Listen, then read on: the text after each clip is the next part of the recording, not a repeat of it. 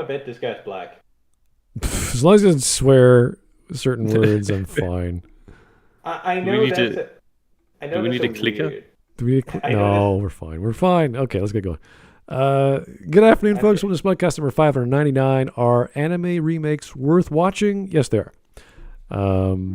Some of them are bad. It really depends on the remake. It really depends on how they adapt the story the same way they adapted the original anime from the original manga. You could say, yes, I'd love to watch new animation techniques, new coloring, new styles. Sure, why not? Everyone's different. Now, I don't know if you guys are aware of some of the latest anime remakes that have come out there. I mentioned Invader Lum came out this fall. I haven't watched it. Oh, I didn't know. Yeah, I saw it on the fall listing. I was like, oh, cool. I thought they were just re-releasing Lum, but no, they remade it entirely. Man, that's what, 40 years? It's pretty long, but even before like the 70s or 80s, we can look back to like Fate Stay Night. We could look to Brotherhood for Full Metal Alchemist. There's that had story reasons. Yeah, that's the usual mistake of the anime has surpassed in speed and writing speed the manga. What do we do now? Let's make up nonsense. My personal thing in that is Chrono Crusade. I really liked the manga, and the anime just went off bonkers. Random other shit, and it's like, what? Why? Yeah, that's when a remake is justified. The only two big ones I recall are Sailor Moon with the, I think it was the Crystal, Sailor Moon Crystal, which took whatever was in the manga in the anime and just retold it, and the Hunter. Well, that's an adaptation, isn't it? Well, yeah, but you could say the anime was an adaptation of the manga, so it's like we have this whole series of Crystal. It's like the real version of the manga, like as literal as possible. But it doesn't mean the other version's bad. It's just it's made for shonen or women, not shonen. What's the same age group for girls? I don't know. Shoujo? Is it shoujo anime? Yeah, I guess it's shoujo. Yeah. And then the same thing for Hunter x Hunter, which was a 90s anime series, and they remade it about 10 years ago. So they're both good. I like them both. So it really depends on whether you want to see the characters you enjoyed, like with Full Metal Alchemist, which I thought the first one was fine, but everyone loved the Brotherhood a lot more for many reasons. So it doesn't necessarily mean because better art style or more improved techniques means better storytelling. It just means people want it. So we're going to do our best job with our techniques now to make it again. We could talk about Evangelion and how many remakes those things have, and we have to hope that Japan doesn't get into the stage where, like Hollywood, they just throw out any creativity and just remake everything over and over again. Yeah, that would be sad. Because with Evangelion, it's new. It's new content. You're just like, why are they doing this? What's the point? I mean, can you really call repainting other people's works as being new content? With Evangelion, I don't know what to call it because it's technically it's mecha.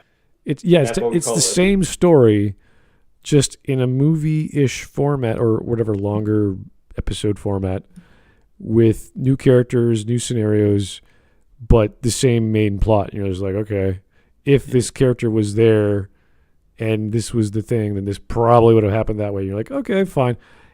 It's no different than watching the Fate series with their multiple paths or routes in the game, but they actually did reinvent themselves again with the movies and Unlimited Blade Works, which was the original one. Fate Stay Night was a Limited Blade Works path in the game, and they did a heck of a job with the animation. So if you're not changing the story, it's great. If you are changing the story, you're gonna piss people off. I will bring up one very odd exception. That is the Vampire Hunter D movie, the original one from the 80s, late 70s. Not sure about the year anymore. Was one of the first mature anime movies, not in the sense of its hentai, but in the sense of it's made for adults. There's gore in it and everything. And the original creator wanted to remake it because he thought that there's some things that are very, very sloppy. We had limited knowledge of how to do things and so on, and the plot is a bit too straightforward, and so on and so on. And so what came out of it was not just a remake in Vampire Hunter D Bloodlust, but basically a new story that you can see as a continuation of the old. But it's something on a completely different level. The two remakes that comes to mind when I think of anime is Hellsing Ultimate. Oh yeah. Which was the very, very recent. Like, it's only a decade old. Yeah, but that's also a case of we ran out of manga material. Yeah, and the other one is one that arguably failed, but I still consider great, is Giant Robo. Giant Robo is an ancient Japanese property of the mecha genre. They got a OVA that seems to be pretty beloved, and then they got a 2006 remake or redo that makes it a lot more topical, in the sense that the entire show, if it eventually evolves into a political drama, where giant robo fighting is used as a plot device to crash the oil economy. Was that the anime with the alternative fuel source that there were all these scientists that made it and they said it wasn't perfect, but it worked? And the one scientist that, the grandfather of the main character, he spent all his years trying to figure out what the problem was. And it turned out the original solution the scientists came up with was like going to explode, like the whole atmosphere was going to blow up or something because all this accumulation of time. So was that it? Might be the one. I think it might be it. It sounds familiar. Yeah, it was like this crazy idea about how this fuel source, or this it was basically a bulb that you pop into a machine like a car, and that would be like your fuel for the week or whatever. And yeah, that's the one. You just pop it out and everything. This is great, but they had to figure out there was this major flaw, but the scientists were like, no, it works, it's fine, it's not a big deal. And then he spent the rest of his time in his room, and he wouldn't accept food. He just sat there and tried to figure it out. And this one bulb that he invented, that he spent his life on until he died, would fix all the problems with the atmosphere. And I was like, wait a second. It's this miracle energy source that wasn't exactly what the original scientists wanted. And it also clears up the atmosphere of whatever problems that were being generated as a result, which is kind of funny. It's kind of like, well, we have nuclear power, but there's this little Faustian bargain with the radioactive material we got to store away. But instead of it being physical, like with plutonium or whatever it is, it's in the air. It's in the atmosphere. So it was pretty. It was I really enjoyed the newest one too. So the storyline was almost the same if I recall the old one, but the animation was fine. It looked pretty good. It's basically, it seems like the same narrative, but they changed up some of the more questionable design choices. Like the old one has a straight up N-word caricature. Has a literal ink head. Yeah, the Egyptian art style of the robot, I think. I'm trying to remember what it was called or looked like. But yeah, there's certain designs like that's pretty neat. I don't know if that's how robots should look, but it's fine. Just do crazy stuff. Well, the robot designs are fine. I'm talking more about the human characters, some of which are they are symbols of their age, which is fine. Yeah. Like that's part of art. Is that it's a product of its time. In a way, yeah. Well, it's not a big deal for me, but I do like those old stories. I do like Astro Boy. I do like watching those old ones. They're so simple, and you can tell that the the manga artist, Osamu Tezuka. He's just lifting it straight from his work. He's like, yep, this is fine. Just put it into animation. Astro Boy is another one that I'm wondering what was the purpose of the remake, because the remake makes it so that it's this whole story where he doesn't know that he's Astro Boy, where the original is the idea that, yeah, Astro Boy died, quote unquote, and then it's brought back in human form. Like, that's the whole hook of narrative. And then he goes on to do all kinds of crazy shit. Like, that's the fun part of Astro Boy. Not the part of you getting to the point where he becomes Astro Boy. Like, the movie that came out, I watched it and I was like, yeah, this is neat and all, but where's the Astro Boy stuff? I grew up with the Game Boy game where you're kicking all kinds of ass. Oh, yeah. Like, you're killing the fucking sun. You're flying through with the an air eye. and you're blasting things in the sky. Yeah. It's crazy. Yeah. You're killing a child that can transform into a lion and a bird. Like, you were doing fucking Mega Man shit. And then the movie is like, oh, it's a story about a child realizing that he's dead and has come back to life and he's found his purpose. And now he can become the thing you actually came here to see. And I'm like, it's like the superhero thing, where the origin story is the entire story. Where like, okay, so I guess the next movie is where we actually get to see them be superheroes. All right. Well, let's see what this YouTuber has to say about the topic. This video came out in November, just a few weeks ago, and it's got about 2.4 thousand views. This is from Sensei, and he's almost 3,000 sub YouTuber. Fantastic. Looks like a good video. 169 upvotes, 4 downvotes, so not a big deal on this type of content. And let's go. Let's get for it. If I asked you what you prefer, current anime or vintage anime, how would you respond? I'm not going to say there's a right answer to this question, but there are a few things to keep in mind. There's something cozy about anime from the 70s and 80s that is no longer replicated today. During this era, creating anime was a long... Okay, already I have to say, please, space out your cutoffs. I can hear your voice before the next clip starts. It's very distracting. Well, this is the style of YouTubers now. Like they talk very quickly, they cut very quickly, and it's just like they cut their sentences into each other, and it's hard to listen to.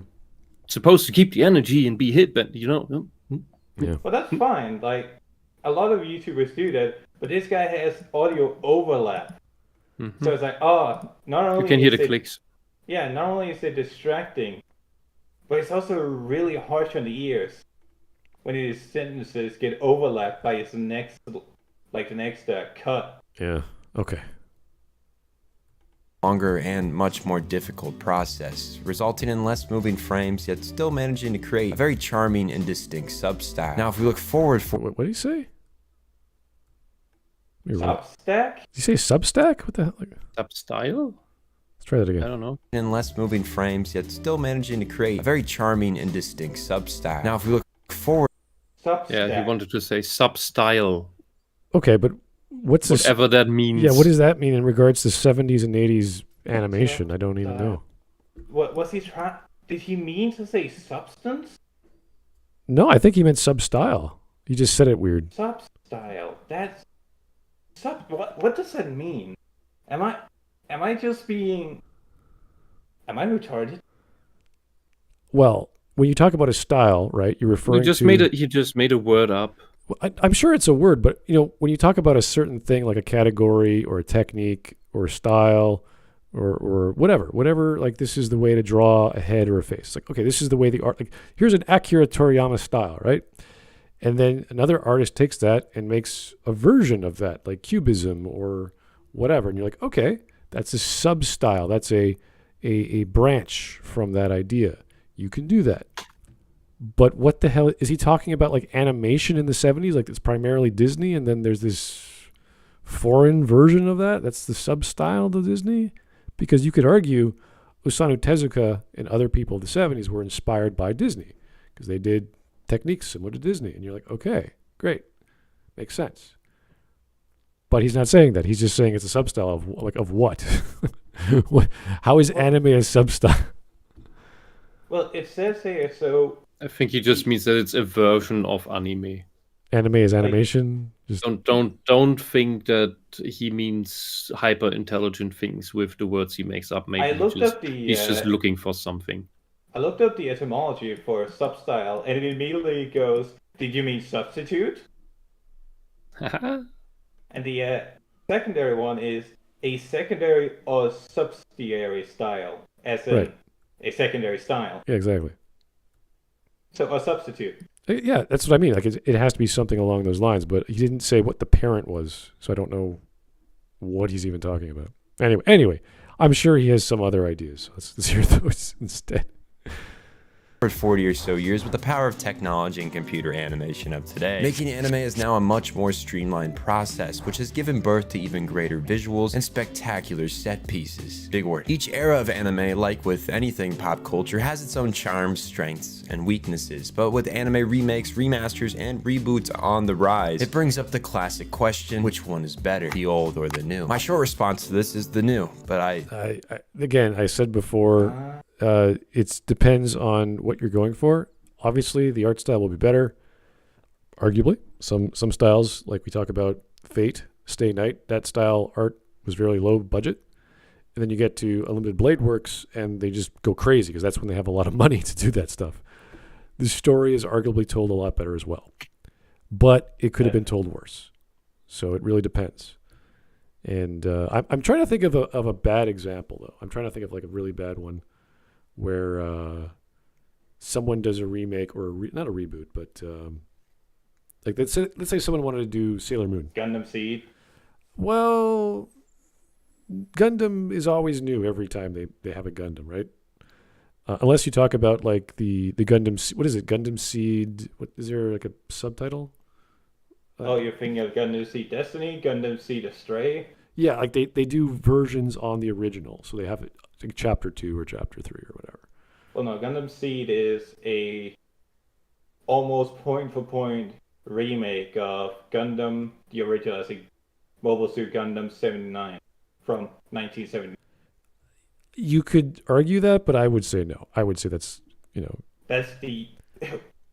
I mean, fair.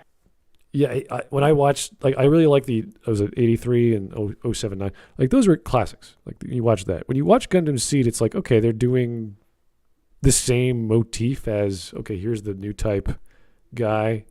Okay, he doesn't know what he's doing, but he's a genius, so he could reprogram stuff, and everyone loves him. And his neutral colony gets attacked by Nazis. Bad guys. Yeah, no, that's gonna happen. Every story doesn't matter. The village he was raised in was attacked by the bad guy. Yeah, nobility wants to come down and save the day, and they're the opposing force and all that crap. So the themes are almost the same in every Gundam, reasonably. There's obviously a lot of differences with the latest Gundam and what was the one with the children? That was much different. Iron Blood Orphans. That was much different, I'd say. I mean, War Bad is a almost universal subject in Gundam. Oh yeah, it's the depiction of violence. It's how those kids came about. The same with 00. Like they had a single war orphan character who was one of the main characters. So those are prevalent. Like all the themes are there. They're just in different amounts. So yeah, it's roughly the same story over and over again. But I would not compare them and say they're the same story or they're the new version of that. Same with Macross. It's always going to be some songstress and there's some love romance subplot, love triangle sort of deal. With this. All right, if that's the case, what do you view as a bad remake if doing it differently?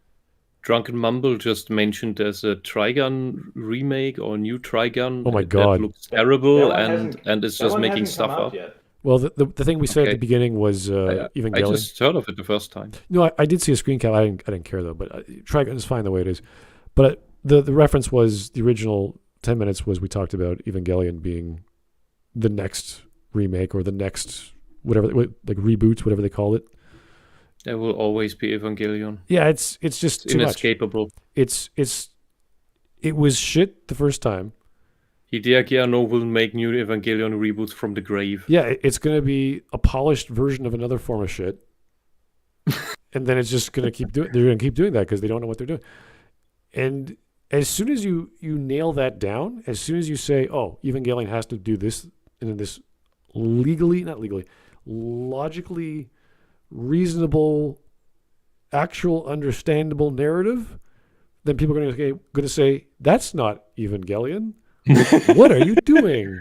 That's not what I was expecting. It's like, what? You want things to make sense? You can't do that. It needs to be cryptic and incomprehensible and random people at a table in a dark room talking nonsense. Whisp, you must get in the Mazinga. You must do it. Okay. Otherwise, your child would die. I mean, what? Yeah, well. I'll get in the Godana. So here. Also, GCA Driver mentioned the caption in the video says sub-style.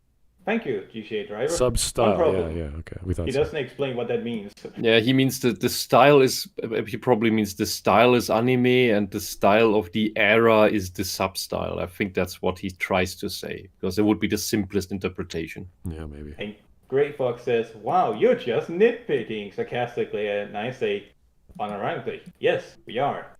Oh yeah, there was a remake of Legend of the Galactic Heroes. Yep. That was very much shortened. The animation is apt, but it looks hideous. That's a classic to many people, and you have to be able to sit through, was it 60 episodes or 100 episodes? I can't remember how big it is. I think it's 101 episodes. I think it was 3 digits. Yeah, it's pretty big. So to do a remake, you really got to be careful with these big stories. No, 26 episodes. 26, okay. I thought it was huge. I think it's a normal sized one now. Yeah, people compare that to Gundam and a bunch of other stories that are about war and galactic war and this and that. Yeah. So outside the introduction episodes, I saw the comparison between the alcohol is humanity's greatest friend, how can I give up on a friend? And it shows it in a new version, and he looks soulless. You can't see any emotion on that man's face in the new version. That's what I think of when I think of bad adaptation. Okay. Or bad remake. It really depends on how they treat the original manga and the original anime, because sometimes the anime takes risks and sometimes it's literal. So you'll get fans of the manga saying this is how it should be done, and then you get fans of, like, say, the 90s Sailor Moon with whatever country you were in at the time, because they changed it for each country, of course, for kids and parents alike. So, it's kind of, that was some people's childhood. That was like, wow, like we actually grew up with Sailor Says, and the talking cat had a certain grandmotherly charm to her, where in other cultures she was a young girl. So it's kind of unique how they change. It's not just the animation, it's the acting and the voice acting, of course. So anyway, yeah, there's lots of examples we can go through. Urusei Yatsura or Invader Lum is the next one. I haven't watched, but it's on the docket. I'll eventually check it out. Let's go to Super Chats, and we'll go on with the video. The Copper Owl. Is this video about the Trigun reboot? It look odd. We don't know. I haven't seen it. You don't know yet. Yeah. I'm willing to watch it because I love Trigun, and it's a fine anime to watch. But does it need a reboot? Not really. I don't think so. No. Yeah. Straight up no. Maybe in 10 years. I don't know. But not now. Legacy. Hey, how's it going? Evangelion should have been about the Permian extinction. The Permian extinction with a manly protagonist that gives into the primal consequences of man. Well, I like it. At the end, Shinji should just stand on the planet again, and everybody has the arms crossed in front and asks, why the hell did you remake the world doing the same shit over again, you miserable twat? I forgot why I did. Did. yeah. I didn't mean to. That's the ending of Attack on Titan.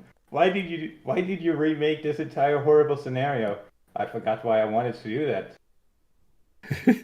So dumb. Yeah, don't watch Also, that show. Don't watch that. Goss says, I've seen people argue Evangelion is a good representation of mental illness. I would agree. It made the creator suicidal. He wanted help by the end of the show. So I think that was a back and forth. He was already in a bad spot starting to make. I don't mind writers or creators being inspired by their own personal experiences. That's totally normal. But to use the art as an excuse that, oh, this is killing me. Like no, it's not.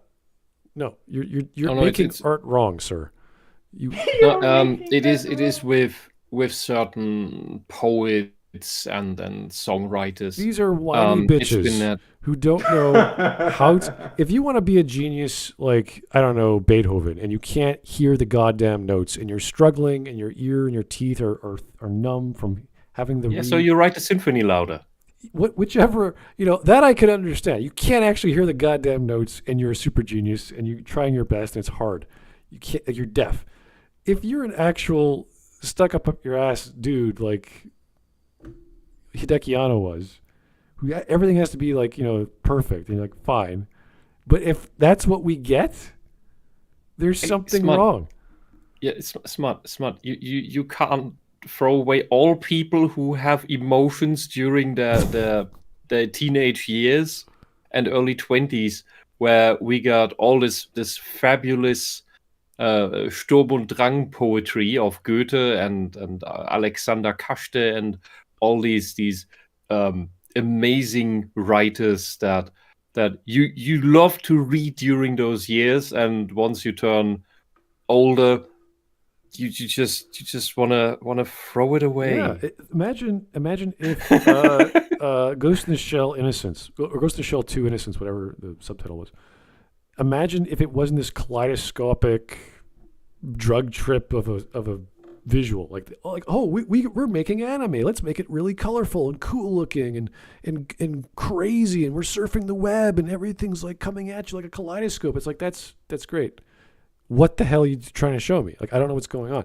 If they had some reasoning and some control, some suppression. Yes. That is the distinction between good art, where you're going at right now, and the crap that is Evangelion. Because Evangelion didn't know what to do and where to go. The writers and poets and songwriters I mentioned, they knew what they were doing with their works. So I'm just trying to piece together the attitude here. So, Smud, do you agree that art as a form of expression needs to infer a specific or a concrete idea or feeling or emotion? Not necessarily, but the art itself has to have a function. So if you're going to make art, let's say you want to make a story that, let's take Ghost of the Shell 2 again, because it's up in the air, artsy-fartsy, colorful, kaleidoscope colors, right? If you want to do that, there are ways to do that in a story, whereas a story makes the sense, makes the logic, makes the things happen, the goals go to a certain direction, and people want certain things. If you just want pretty colors with the characters you like on a couch trip or a drug trip or whatever trip you want, great. But don't expect people to wrap their brains around it like, what the freaking hell are you trying to show me? Give me a murder mystery. Give me a dead body. Have all the crazy techno crap that you want and the visualization of that. But you have to make it functional. So yeah, do the themes. Do all the themes you want. Make it this bizarre, each scene is a new theme. Go freaking nuts. Give me 24 themes a movie if you want to go crazy, because you can do that. So long as you get the characterization, following their desires, onto a certain goal, fine. It'll be slow, it'll be trippy, it'll be weird and boring, like watching 2001. I don't know if you guys ever watched that past the first 10 minutes. I wanted to make a joke about that. Yeah. Because 2001, once you watch it past the first 10 minutes where the monkeys are banging the bones together, it's a trip. It's like, what the hell am I watching? And people watch that and go, this is brilliant, this is amazing. Yeah, if you're high and really lazy and you've got nowhere to go for the next 3 hours. Like I don't know when that came out, the 60s or 70s when it first came out. It's one of those things you should have watched once in your life. and then walked out with the first 20 minutes. Okay, so who was that directed 2001? Kubrick. Okay, so let's say that Kubrick's goal for his art, the function of the artwork of 2001: A Space Odyssey, was to give you a seizure. and he then gives you a seizure through that film setting, and you come out of that saying, I didn't want a seizure, that was crap. And he goes, well, the artist served his purpose. Would that make it a good art then? Well, that's kind of the vibe I'm getting here with the, well, it needs to serve a function. You're going at the Ryan Johnson issue. Because he wanted to make a movie that half the audience loves and half the audience hates, and he succeeded. And then he hated that half the audience hates it because he's a bloody narcissist.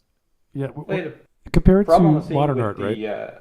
Compare it to like modern art. You go to a modern art gallery, you're throwing out logic, right? You're throwing out shapes and understandable colors and this and that, right? So things are abstract. They're not supposed to make sense.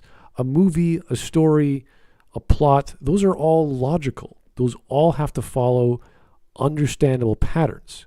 And you could add in weird stuff like Memento where everything's backwards. You're watching those scenes in the opposite order. You could do that. That's fine. But it's still a linear story. You're just putting it together backwards. That's totally fine. Yeah, there is logic to the monkey scene and the later space stuff. Because the obelisk is a civilization seeder. It's a motif that's connected throughout the scenes that is present in each of the time periods. You're right. Mm-hmm. The thing is, it's something to interpret. It's not something that's spelled out for you. Yeah, exactly. The thing is, it takes 3 hours or 2.5 hours, however long the freaking movie is, to figure that out. And you're just like, okay. I'm fine with that, but then I'm weird. And my question is, does art serving a function, as you described earlier, does that make it good art, or does there need to be more qualifiers to that? Like Evangelion, you say that you're annoyed that it's clearly somebody just, coping, making excuses for their own illness. Yeah, it's like Hideki Anno's on the couch, and Sigmund Freud's listening to him, and he's like, "Whoa, my life," and you're like, "Dude, shut up. Make a movie, make a story that makes sense." Like it's his public couch trips. That's all it is. You're like, dude, deal with your issue. That would be fine. That would be fine if it would conclude in a sane manner. All right, so stories. Because lots of art products in whatever medium are just that. So some of the greatest pieces are that. So the critique here isn't that the art needs to serve a purpose, is that it needs to serve a purpose in a coherent manner that forms a story. Yeah, you can't just have the backbone of a narrative. Yeah, you can't just have you can do slice of life genre. The slice of life genre is just a day in the life of some guy or some girl, and stuff happens. That's it. The end. So it's not supposed to have some great meaning. It's not to have some big, this is what life is. This is what life is all about. You could do that, but it doesn't have to, because that's the genre. So we have these genres, and we have expectations and criteria within those genres. And each of these genres have a function. And if you want to make an avant-garde or multi-genre thing, it's the same with making a soup, making an alloy. You're combining 2 things or 3 things or 4 things, or however complicated your story is. But you still have to have the criteria from those other things, or else you're not doing a mixed genre. You're just doing one of 7 criteria from this genre, like a horror story. It has jump scares, therefore it's horror. No, it's not. That's stupid. That's just things that jump up front of the screen. That's not scary. It's annoying. Or a murder mystery. There's a dead body. Well, now it's a murder mystery horror story. I was about to say that makes it LiteratureDevil, where you got the little fairy that shows up and goes, "Hey, listen, that's technically a jump scare." Does that make LiteratureDevil the horror game? Right. You can't just have one element out of the 7 or how many criteria there are for an effective thing, whatever the media is. So that is the problem with these stories. I wouldn't say a problem with Japanese stories. I'm reading one right now. It got adapted into a movie, and it's so slow. Japanese authors are known for going so slow because they like the slice of life. They like that sort of, this is building up to something, and you have to get the backstory all figured out, and people have normal lives, and then jump into the other world. It seems like a cross-culture issue. That's why I wanted to understand where you guys are coming from, whether it was literally just art needs to serve a certain function, which is Ryan Johnson's excuse was that his purpose was that the movie needs to divide people, or whether story needs to make sense. Well, every form, even poetry, which is romantic and emotional and creative, it still has a form, and that form has a function. There's no other way to do it. It's just how we make things, and it's whether you're making a bicycle tire or you're writing a haiku. There's rules, and you can bend those rules, but you can't break too many of them and get away with it. I mean, that's the great thing about art. You can break rules, but as I said, if something has like 7 criteria, you got to give me 6, and the 7th one you could forget or break or transform or whatever. The problem with Evangelion is that it starts doing things, and then it fizzles out without having done anything. That's part of it, yeah. That's part of the problem. The problem is it doesn't even just end, and then you can say, oh well, it was about this one arc that has now finished. No, it just fizzles out into nothing. Yeah, and into random nothing. And the topic is about apocalyptic angelic beings who are aliens, and it's so crazy. You're like, okay, this is it. At that point, the story needs to root you in something that makes sense, and that's what you find lacking. You can do. I've watched some anime that was really profound, and it wasn't grounded in like physics or whatever. And well, no, I mean, as in the criteria you said above, is that they need to adhere to certain rules, such as you need something to root for, you need a reason to be invested, stuff like that. You need that to ground you into a set of parameters. Exactly. There's an anime I watched which I enjoyed. It was kind of weird. It's called Kado, The Right Answer. And it's about these aliens that come from an alternate dimension to help humanity or whatever this guy wanted from humanity. It was kind of a mystery. But he was the bad guy, even though he was the benevolent alien. So this is a story. There's a protagonist, there's an antagonist, there's a mystery, there's all this psychedelic magic physics happening, and all these scientists are confused, and it's all great. Like, this is what anime to me is. It's all this crazy stuff visually, and like you watch Spirited Away. That's all magic. That's all fantasy. That's the world of the spirits. And that's cool. It's all Japanese folklore and colorful animation. It's great for kids. Yeah. It's good stuff. That's what I wanted to get on. That's what I wanted to get clear is what the parameters are, because that's going to be, as much as it sounds like a complete tangent, it's probably going to be very important for our interpretation of his video when it comes to, well, do you value the art that is being presented to you or not? Yeah, exactly. And I know we're dwelling on the topic a bit too much, but remakes can suck. That's true. Yeah. There's something I want to throw in. Rich in the chat said Evangelion is therapy like modern stuff. I don't know what you mean with the last part, but Evangelion is definitely not therapy. If anything, it is anti-therapy, because no teenager that watches that gets better after it. Rather worse, because Evangelion has no uplift. It has nothing that gets you out of it. You could argue it just goes further down. It's like watching Serial Experiments Lane. You don't feel better after watching it. Don't watch that. Yeah. So it doesn't give you anything. Therapy gives you something. It gives you insight. Evangelion does not give you any insight about the human condition from which you learn anything. I remember it's just Shinji being miserable and being indecisive after he should have had a second wind. He never manifests that. He just yo-yos back into miserable, indecisive, useless craphead. I remember a book, I don't know if you guys recall it, called The Celestine Prophecy, and it had a sequel called The 10th Insight. And it was sort of this self-help, not a self-help book, but it was a fictional story about humanity and mysticism and all this other nonsense about breathing and your chi and all this crap. And the writer was very good in creating an understanding between the mysticism and child psychology. And he referred to 4 control dramas. So everyone who reads the first half of the book goes, oh, this makes perfect sense. I could relate to this. This reminds me of my mother. All of this makes sense. It's good knowledge. It's not exactly what you would learn in psychology, but it's a good way of, let's say, a therapist would explain things to you if you were like 8 and you understood why your parent is angry at you for not doing something they asked you to do or whatever. And people thought, oh, this is the way the world works. Like, no, it's just fantasy. Don't worry about it. The problem is it dissolves into whimsical mumbo jumbo near the end, and that's why he made it a sequel, because, I don't know, he just did.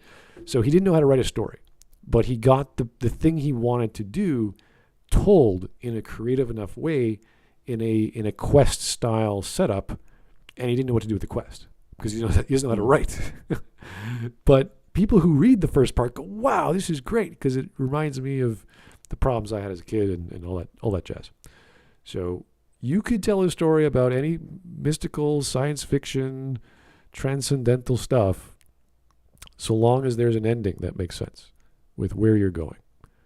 And I wouldn't condemn length. No. As you did for Space Odyssey, because I really like Fritz Lang's Metropolis. And a couple of years ago, after I had found new footage, or rather, well, a lot of the movie's footage has disappeared, is gone. There were about 8 hours shot for it overall. And if ever that full version is unearthed anywhere, that will be a day in history, I would say. Because they had found like, I think, half an hour or 45 minutes or something, somewhere in South America. We're talking and the original they had one. screened that here. The 1920 or 30, whatever. 1925. Okay, see, 26. That's experimental to begin with. Like, that movie was insanely good technique. They screened it here after. That's why I bring this up. This unearthed footage from South America. They had cut that together as it would have appeared, and screened that here in the cinema, in the local one. And I sat there. I didn't even know how long this would go, and it was 3.5 hours or more. And it was bloody amazing. This movie is so bloody amazing.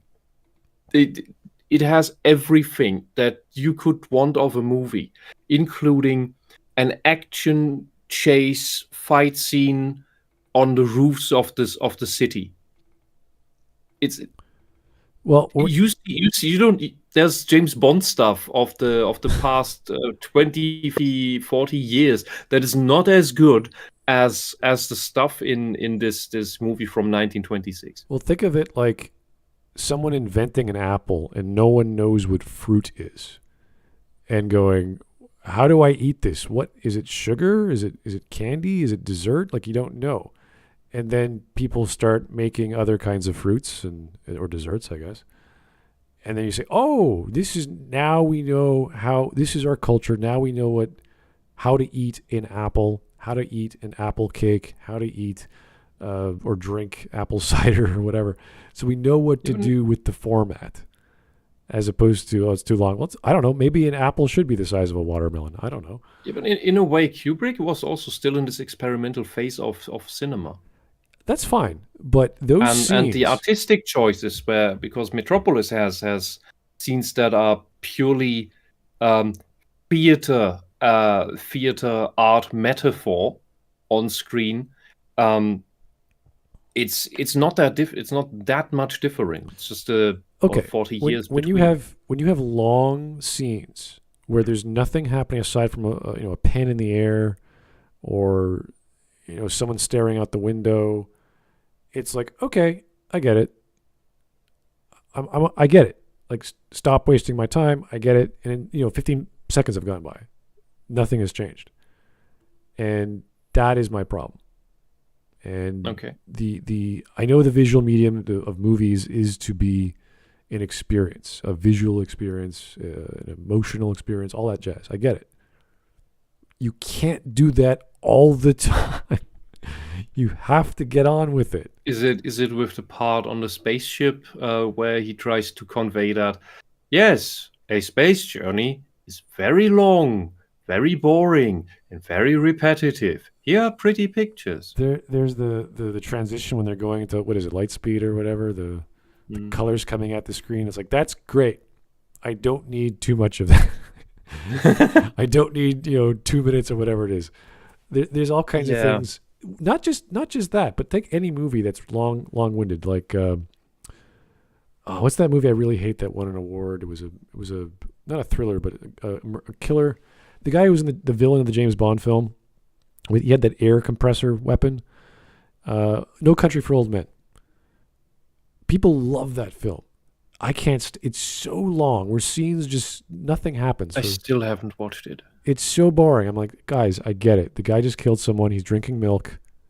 Wait, are you actually shitting on Old Country for Old Men? Oh God, yeah. It's so boring. It's so slow. Oh, Smudge, my guy, my boy. You were the chosen one. You could chop that video in half. It would be exactly the same experience. Get on with it. The performances are great. The acting is fantastic. It's the scenes are like twice, if not 3 times, as long as they should have been.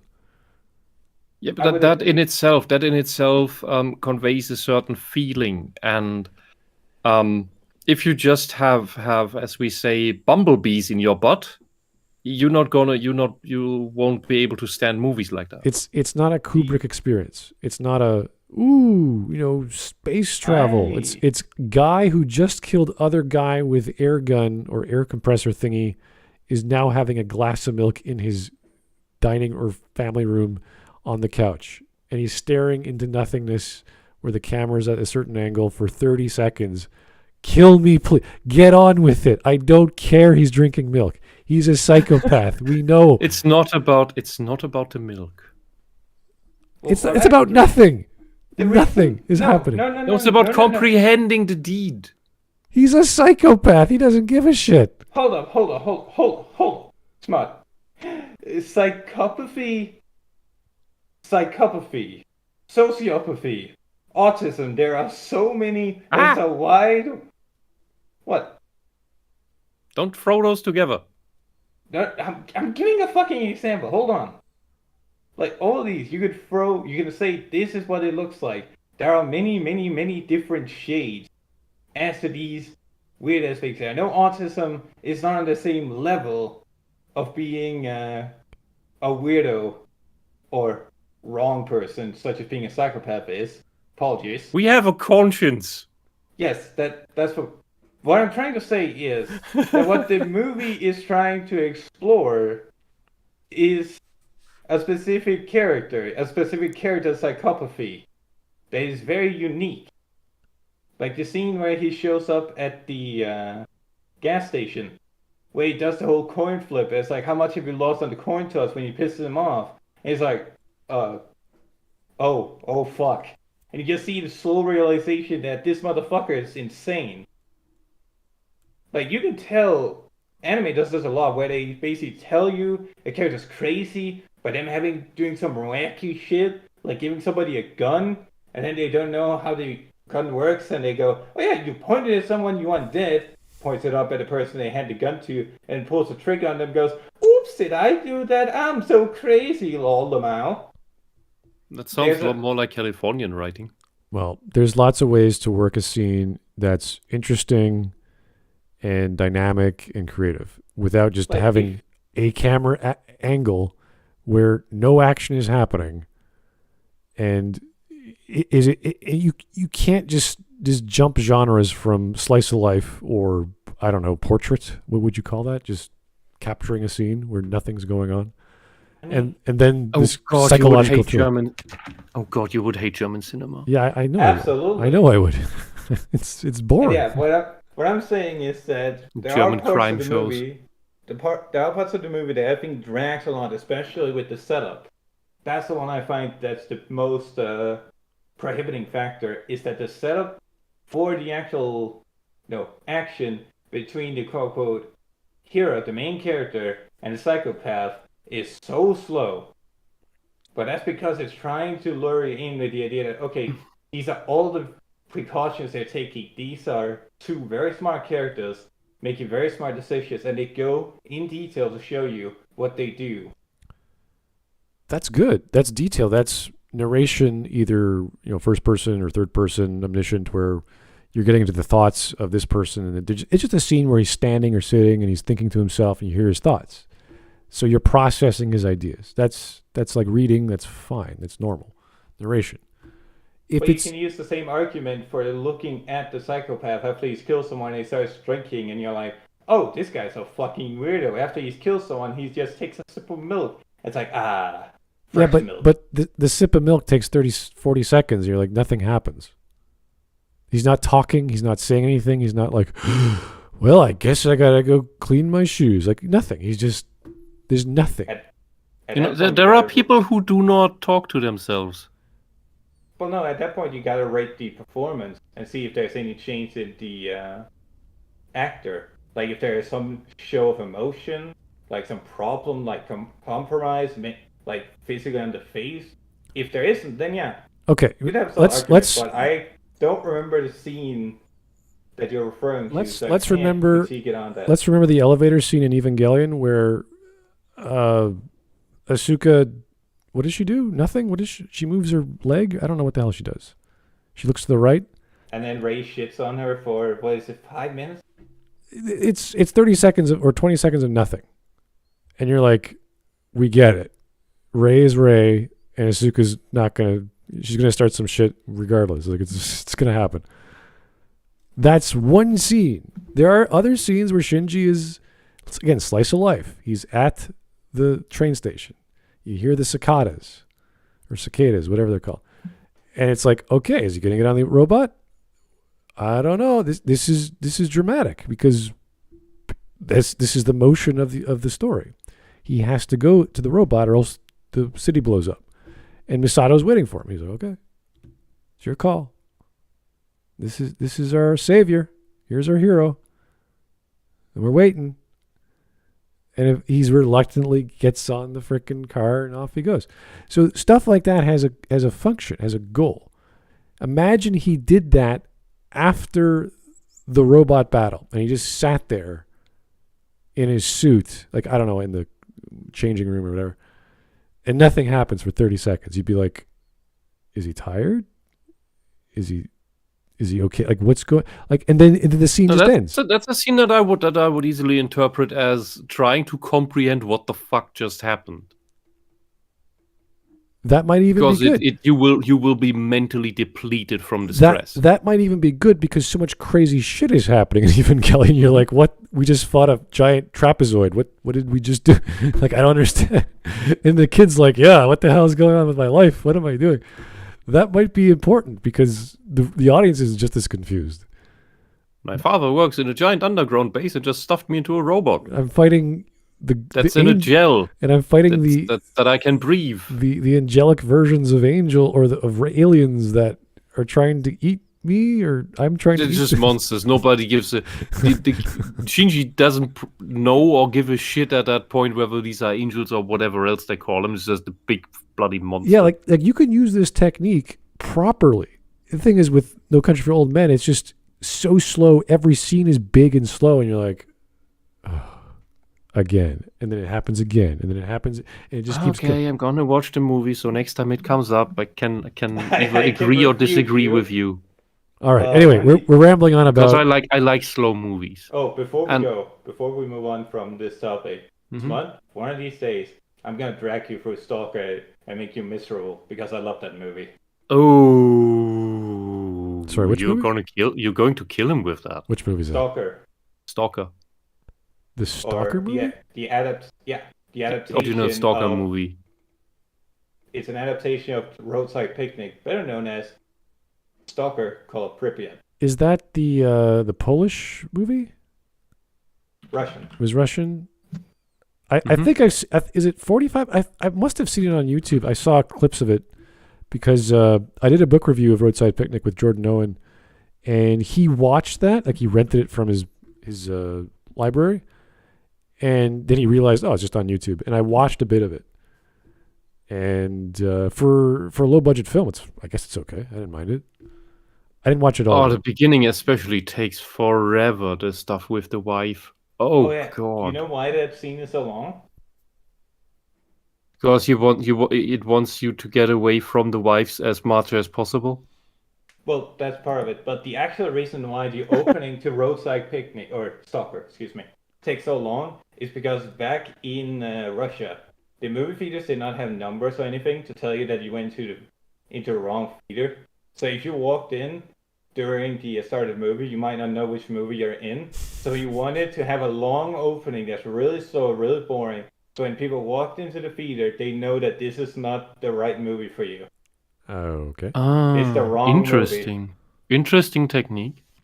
It's like handing out these little explanation cards that they did for some movies back in the day to understand what the plot is, like they did back in the day for theater and opera. Yep. Because you can't understand the bloody song because it's so high pitched and drawn out that you don't even know what the words are. Still sounds nice. All right, we got to keep going because we're not even a minute in. Yeah, there's this one bit Drunken Mumble mentioned in the chat that he's only watched the anime version of Metropolis, and whether that's accurate to the original, because it's really impressive, and so on and so on. No, it plays in the anime is in a story after the style of Metropolis from Fritz Lang. But the story has nothing to do with what Fritz Lang told. It's something completely different. If they actually did an adaptation of Roadside Picnic, like each 4 chapters, that'd be amazing. Like they're basically 4 short stories. It'd be amazing stuff. Smut Civil War, people versus Smut. Turns out people don't like your take on on an award-winning movie. Yeah, I know. People love that thing. I hate it. It's like, this is so boring. Anyway, let's keep going. I think I owe a descriptive explanation, so let's get on with it. Having been a top dog in the anime community ever since my first discovery of anime idols, with my very impressive 77 days of life wasted That's what got you in I it? consider myself quite the anime connoisseur. I've seen good shows that have aged poorly. I've seen bad ones that had all the benefits of being made in the present and were still horrible. And I've also seen questionable shit that made me want to have an intervention with. Okay, my little friend, how could you ever show To Love Ru as if that's the most questionable thing you've seen? Please, if this is what you consider questionable, you need an intervention. What a virgin.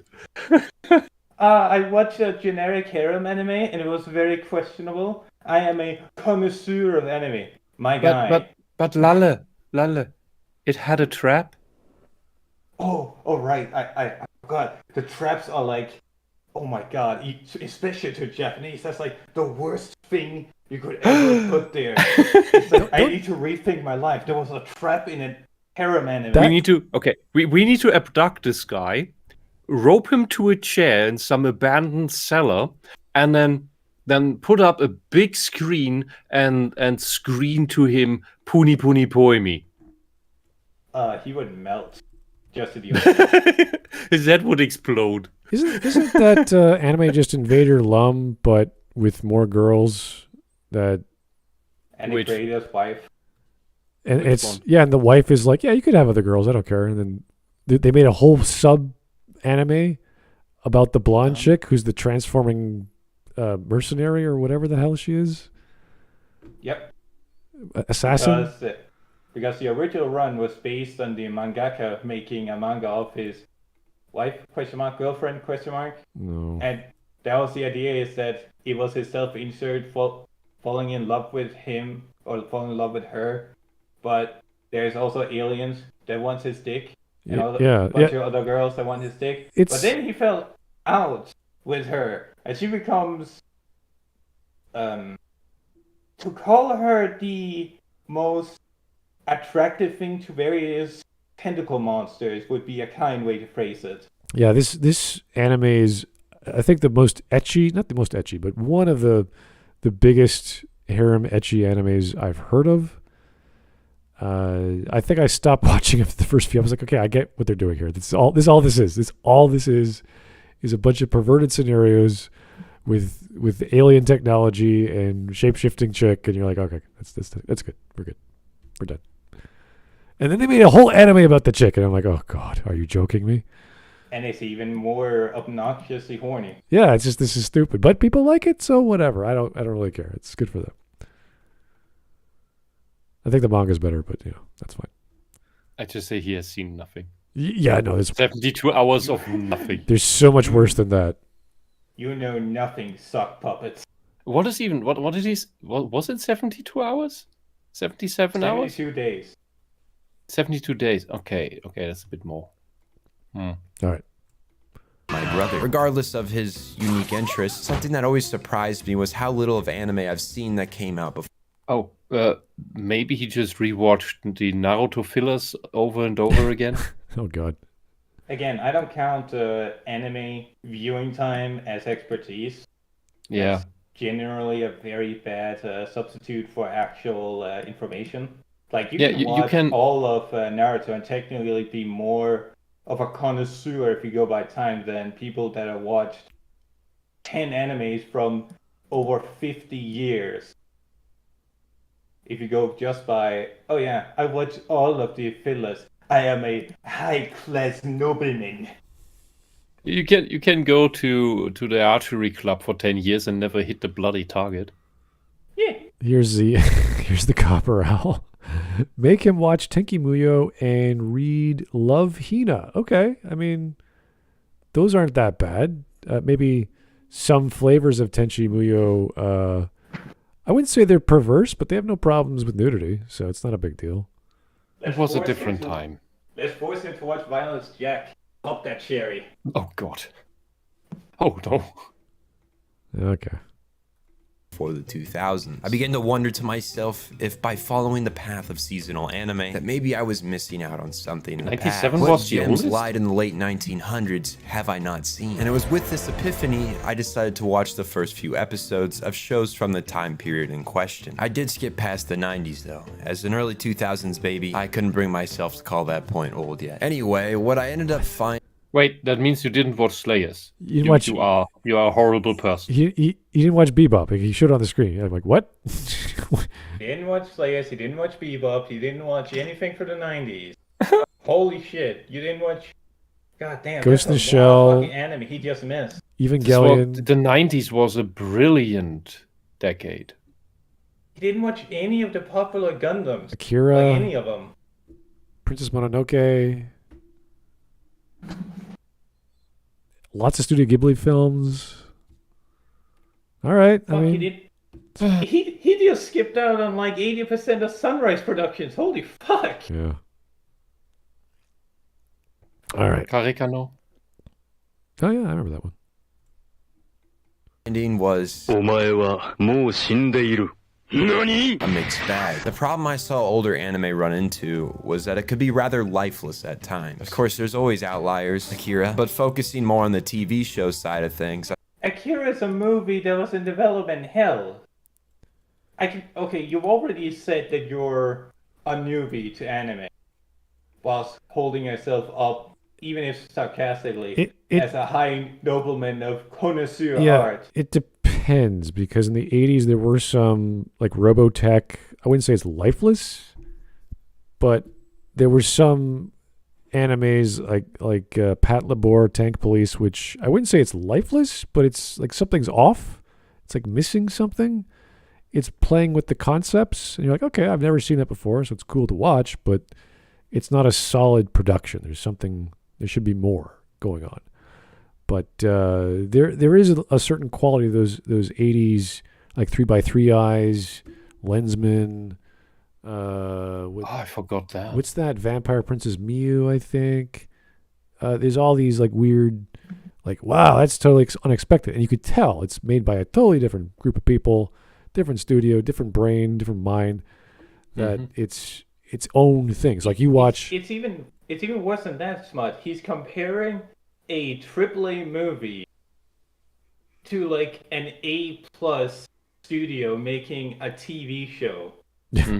Like I don't think anybody would reasonably compare a CW show to, I don't know, Endgame.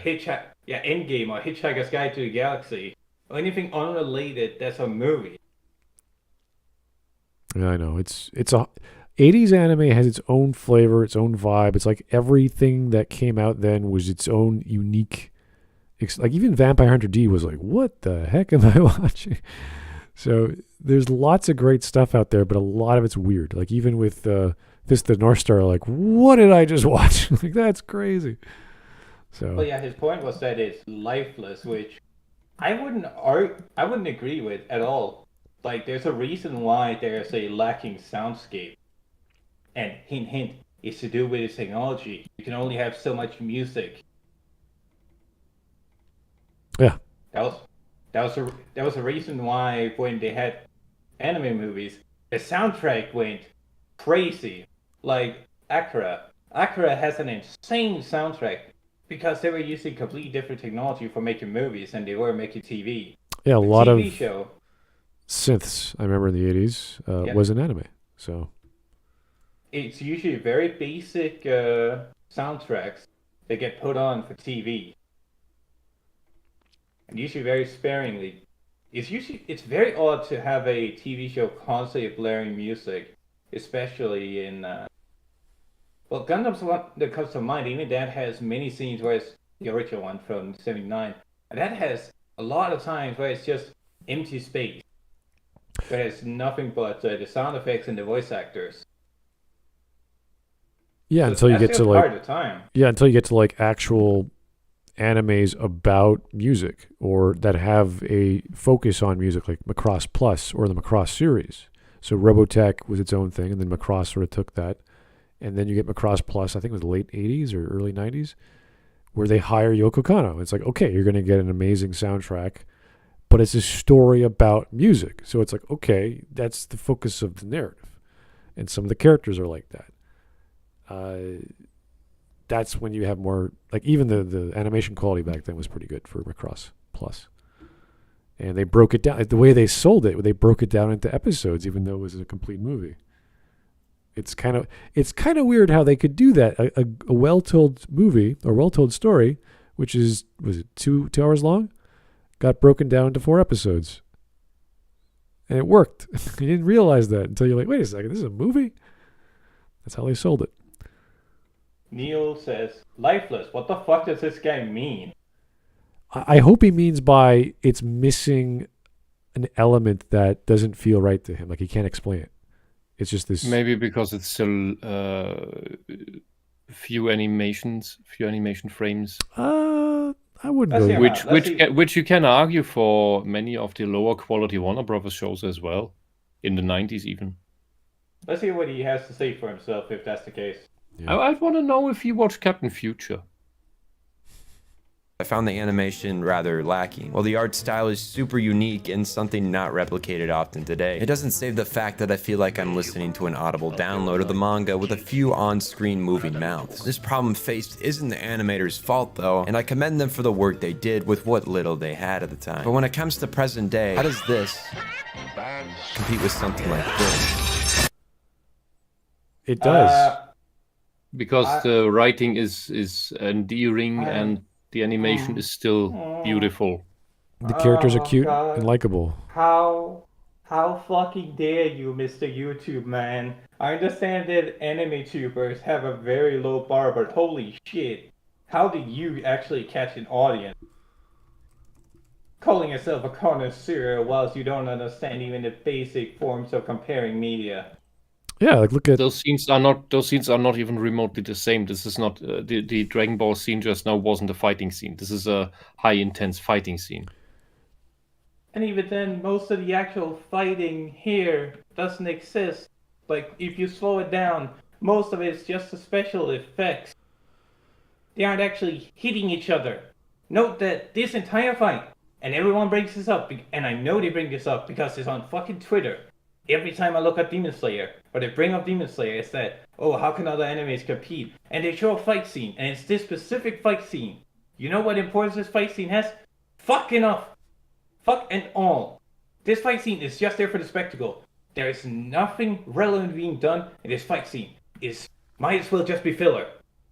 It would be called filler if this came out in the 90s. These characters beat each other up for a bit, and then the plot continues. I haven't seen this season yet. It's like that one anime, slice of life anime, where the guy grabs a deer and does a wrestling move on it. Yeah. If it doesn't serve on its own, it doesn't serve anything. It doesn't make a compelling argument to compare that to other slice of life anime. The only argument you can make is that, oh, it has more color on it, or, oh, it has better animation. Alright. You know what? Hilarious?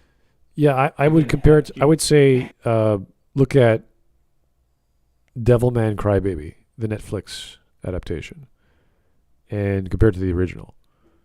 It is drastically different, but it's not going for high quality, fast action scenes. It does have some of those, but it goes for a unique art style. And if you want to say, oh wow, this story is still something to care about, and the themes are all over the place. There's so many elements, moving pieces, that you're going to enjoy something, and it does it pretty well. Some people didn't like a lot of the elements, but that's fine. You're not going to like everything.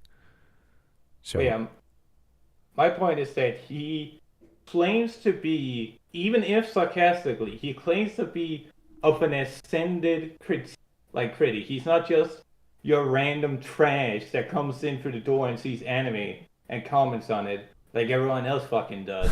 He actually knows what he's talking about. And then he has the fucking balls to drag up this month's geek quote-unquote anime and compare it to a show that came out before he was born.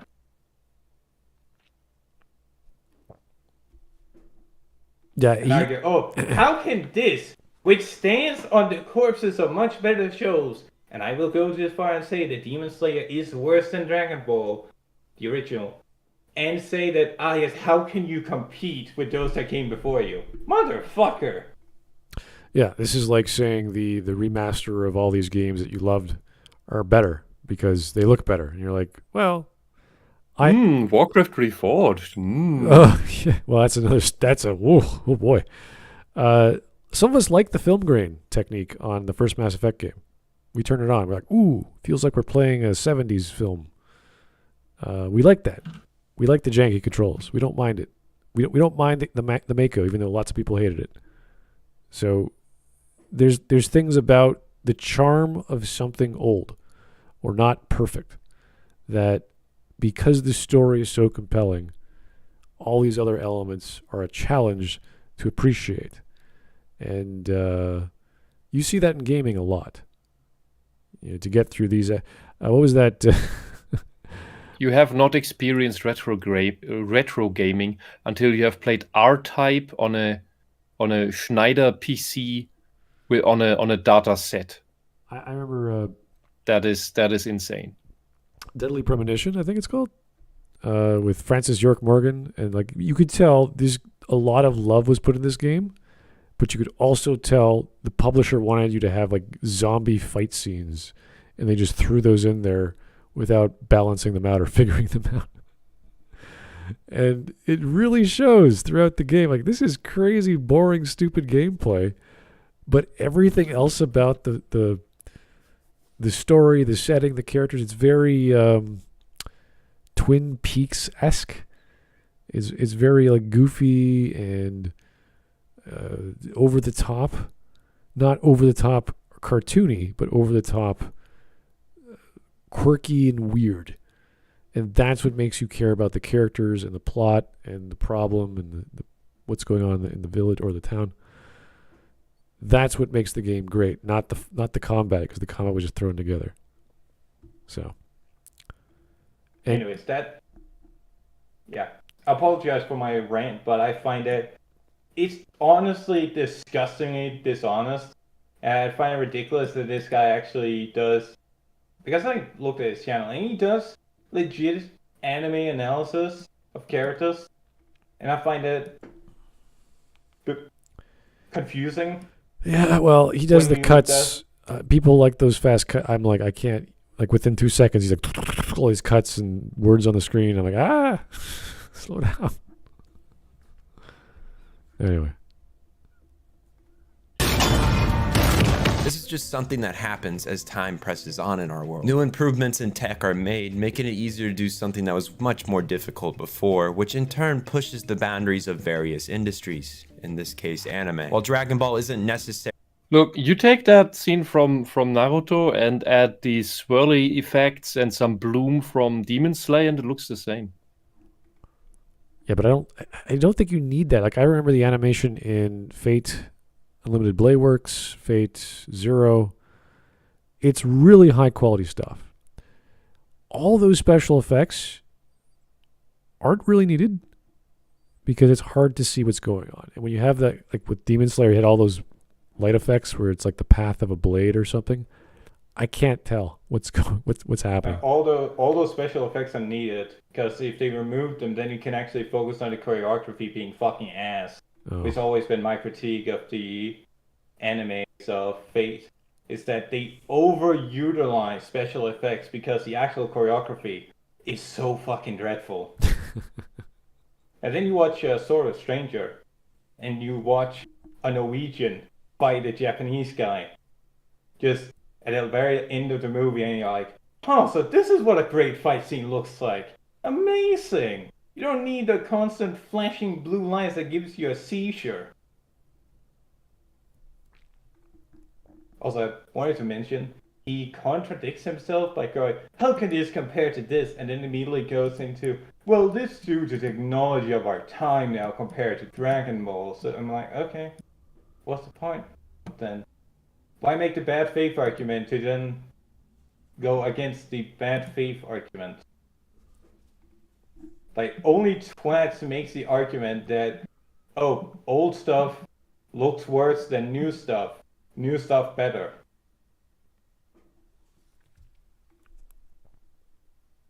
I don't think any reasonable person would shit on the Odyssey just because it's Eve. Yeah, the visuals are just one criteria, one element. It's more than, as I said with Sailor Moon.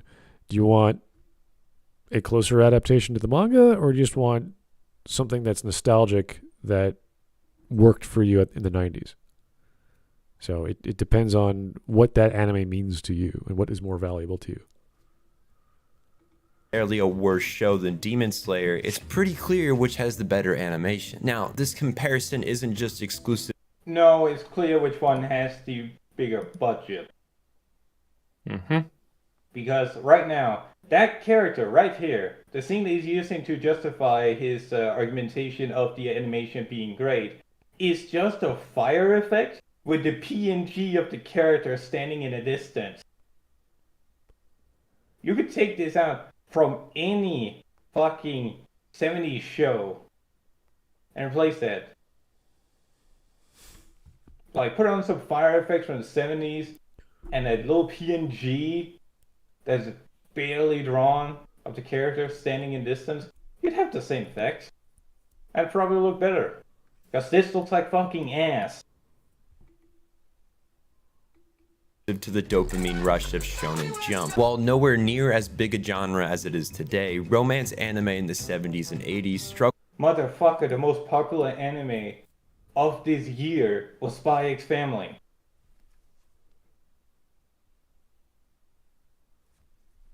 So he's going to argue that because there's not much animation needed in rom-coms, it's okay? Well, he just argued that it's not as big as it used to be. Because there are new genres. You know, there's only a limited size of the full thing. So when new genres appear, the other slices of the pie get smaller.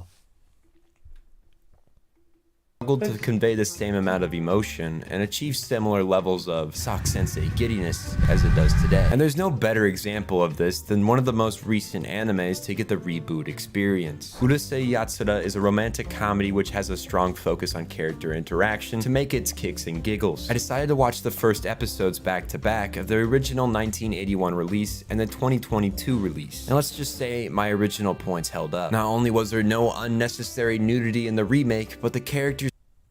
No, that's you part fucking of the charm. prude. You fucking prude. You oh so open-minded kids of today. You are more prude than the fucking Christian fundamentalist parents of 50 years ago. Unbelievable. You can't even deal with some basic juvenile jokes. But while at the same time, this same generation is shoving bullshit like Big Mouth in our faces and Steven Universe. Something is completely broken right now in society in the current new generation of like, young people. God, I sound old. But bloody hell, I'm the old person that tells you to not make a complaint about some nudity jokes. Like fucking hell. I think still in the 80s and 90s, we still had movies that had absolutely no problem with a tiny bit of nudity. Because you know what? That was natural. Oh, a woman with an exposed chest. Oh my God, her civilization is going to burn out. No, it was just people it was just lovebirds in a cornfield or something. It's nothing special, nothing to fuss about. Something natural, like grow up. Yeah, I remember Ranma had a bunch of nudity. It wasn't a big deal. Everyone's in a bathhouse anyway. Oh, yeah. It's like, yep, they're in a bathhouse. Girls are running around naked. So are the guys. He doesn't. I was wondering about it, whether he's seen Ranma, and apparently he can't, because he would have complained about that so much more in that. Because you see Ranma topless so often. Yeah. It's just there's nothing to it. Neil says, I silently need to get going, but good luck, Smudcast, and everyone with this video. It's something. Yeah, it is something. Yeah. By the way, I just want to say this recolor of Lumia, it looks disgusting. It's an eyesore. They have this aura. Everyone has this white or black aura, like it's cell shading or something. I don't like this modern recolor at all. Yeah. I get what they're trying to do. It's trying to remind you of that other time, 40 years ago. But it looks horrible. If it's a different narrative, they may add something new. But if not, just watch the original. There's nothing wrong with the original. Well, that's one of the biggest problems with making a remake. And it's like, okay, what do you do with the remake? Yeah, what's your spin on it? I would not want the same content, because if the original did it that way, then just watch the original. If you're going to do a chapter 2 or a reimagining, do a reimagining and give me something new. Give me something interesting with these characters. You could have the same scenarios, but give a spin. Give Lum uses one of her gadgets to do something different as opposed to what she did in the original. Like, do something like that. It's like when you do, I mentioned this earlier, but the Odyssey. Every adaptation of the Odyssey is an interesting thing, because the Odyssey is such a huge piece. It covers both Odysseus actually, his ship journey, and then the Siege of Troy, and the climax of the Siege of Troy, and all the stuff that happened there. Like, what is it going to be? Is it going to be the Siege of Troy? Is it just going to be a Troy story, or is it going to be the ending of the Troy story, and then be the story of Odysseus heading back home? Which parts are they going to include? Which spins are they going to take? Is it going to be point for point? Or are they going to take their own versions of it? Are they actually going to include the Hydra this fucking time? Like, stuff like that. Or are you just gonna show the tragedy of Cassandra? Yeah. These are all questions you can make when you make a adaptation or a remake or reboot of an older work. But if your conclusion is to, this is just a personal opinion, if your conclusion to remaking old stuff is to take the original work, do that thing again, but give the character an ugly, cel-shaded wank job, maybe think of just doing your own thing. Well, I'm sure there's an audience for it. People like the original, or have heard of the original at least. And it's shiny, it's glossy, it's got bigger color palette. So what's this black doing there? Yeah, the black, that's what I mean. It's like an internal aura or an internal cell shading. I don't know what to call that. What? Yeah. I have no idea what this is. Internal blackwash. I don't know. It looks like just dilettante crap. Seemed even more alive than in the original. The body language and character interactions are more polished and thought out. The designs are more tailored for present day, and they even got my man Hiroshi Kamiya to voice act Ataru. I understand that a lot of these wins can be argued by the fact that these two series are made 41 years apart, but hey, age isn't really of essence when we're comparing in the present day. So with that in mind, I'm gonna give the landslide victory here to the new reboot. While older shows may have some of the most unique and impressive. Did he mean That in looks bland general? and flat, if you ask Did me. He didn't even make it. He didn't make any arguments. Yeah. Holy shit! Does he mean in general or just to that one? Just to that one. Oh, okay. But like this new coloring style, because it's all digital. It all looks so flat and lifeless. That looks more lifeless to me than the limited animation of 40 years ago. Because 40 years ago, everything was hand painted with watercolors. You had all these amazing watercolor backgrounds. It's something that he mentioned, but he didn't say why. But the backgrounds back then, they looked bloody amazing. Those were things you could hang up on your wall and you could fool some idiot from California into believing it's great art. Because it actually looks good. I remember they still sell those anime cells from the original productions of various anime. Oh man, there's some from the Lupin movies that I would immediately hang up on my wall. The way they played with light in these things is breathtaking.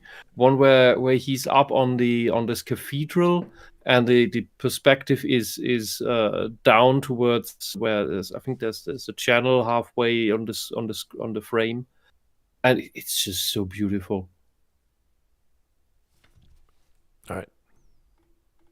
Art styles and have a number of great stories and plots, they can't compete when it comes to the most important aspect of anything becoming an anime, and that's animation. Now that you understand why I see new series as the better version, I want to explore this idea of rebooting, remastering. So he's just about the moving things on the screen. Holy shit! He actually he didn't just count that as, okay, here's this good adaptation of an older show that I don't like, to, okay, good.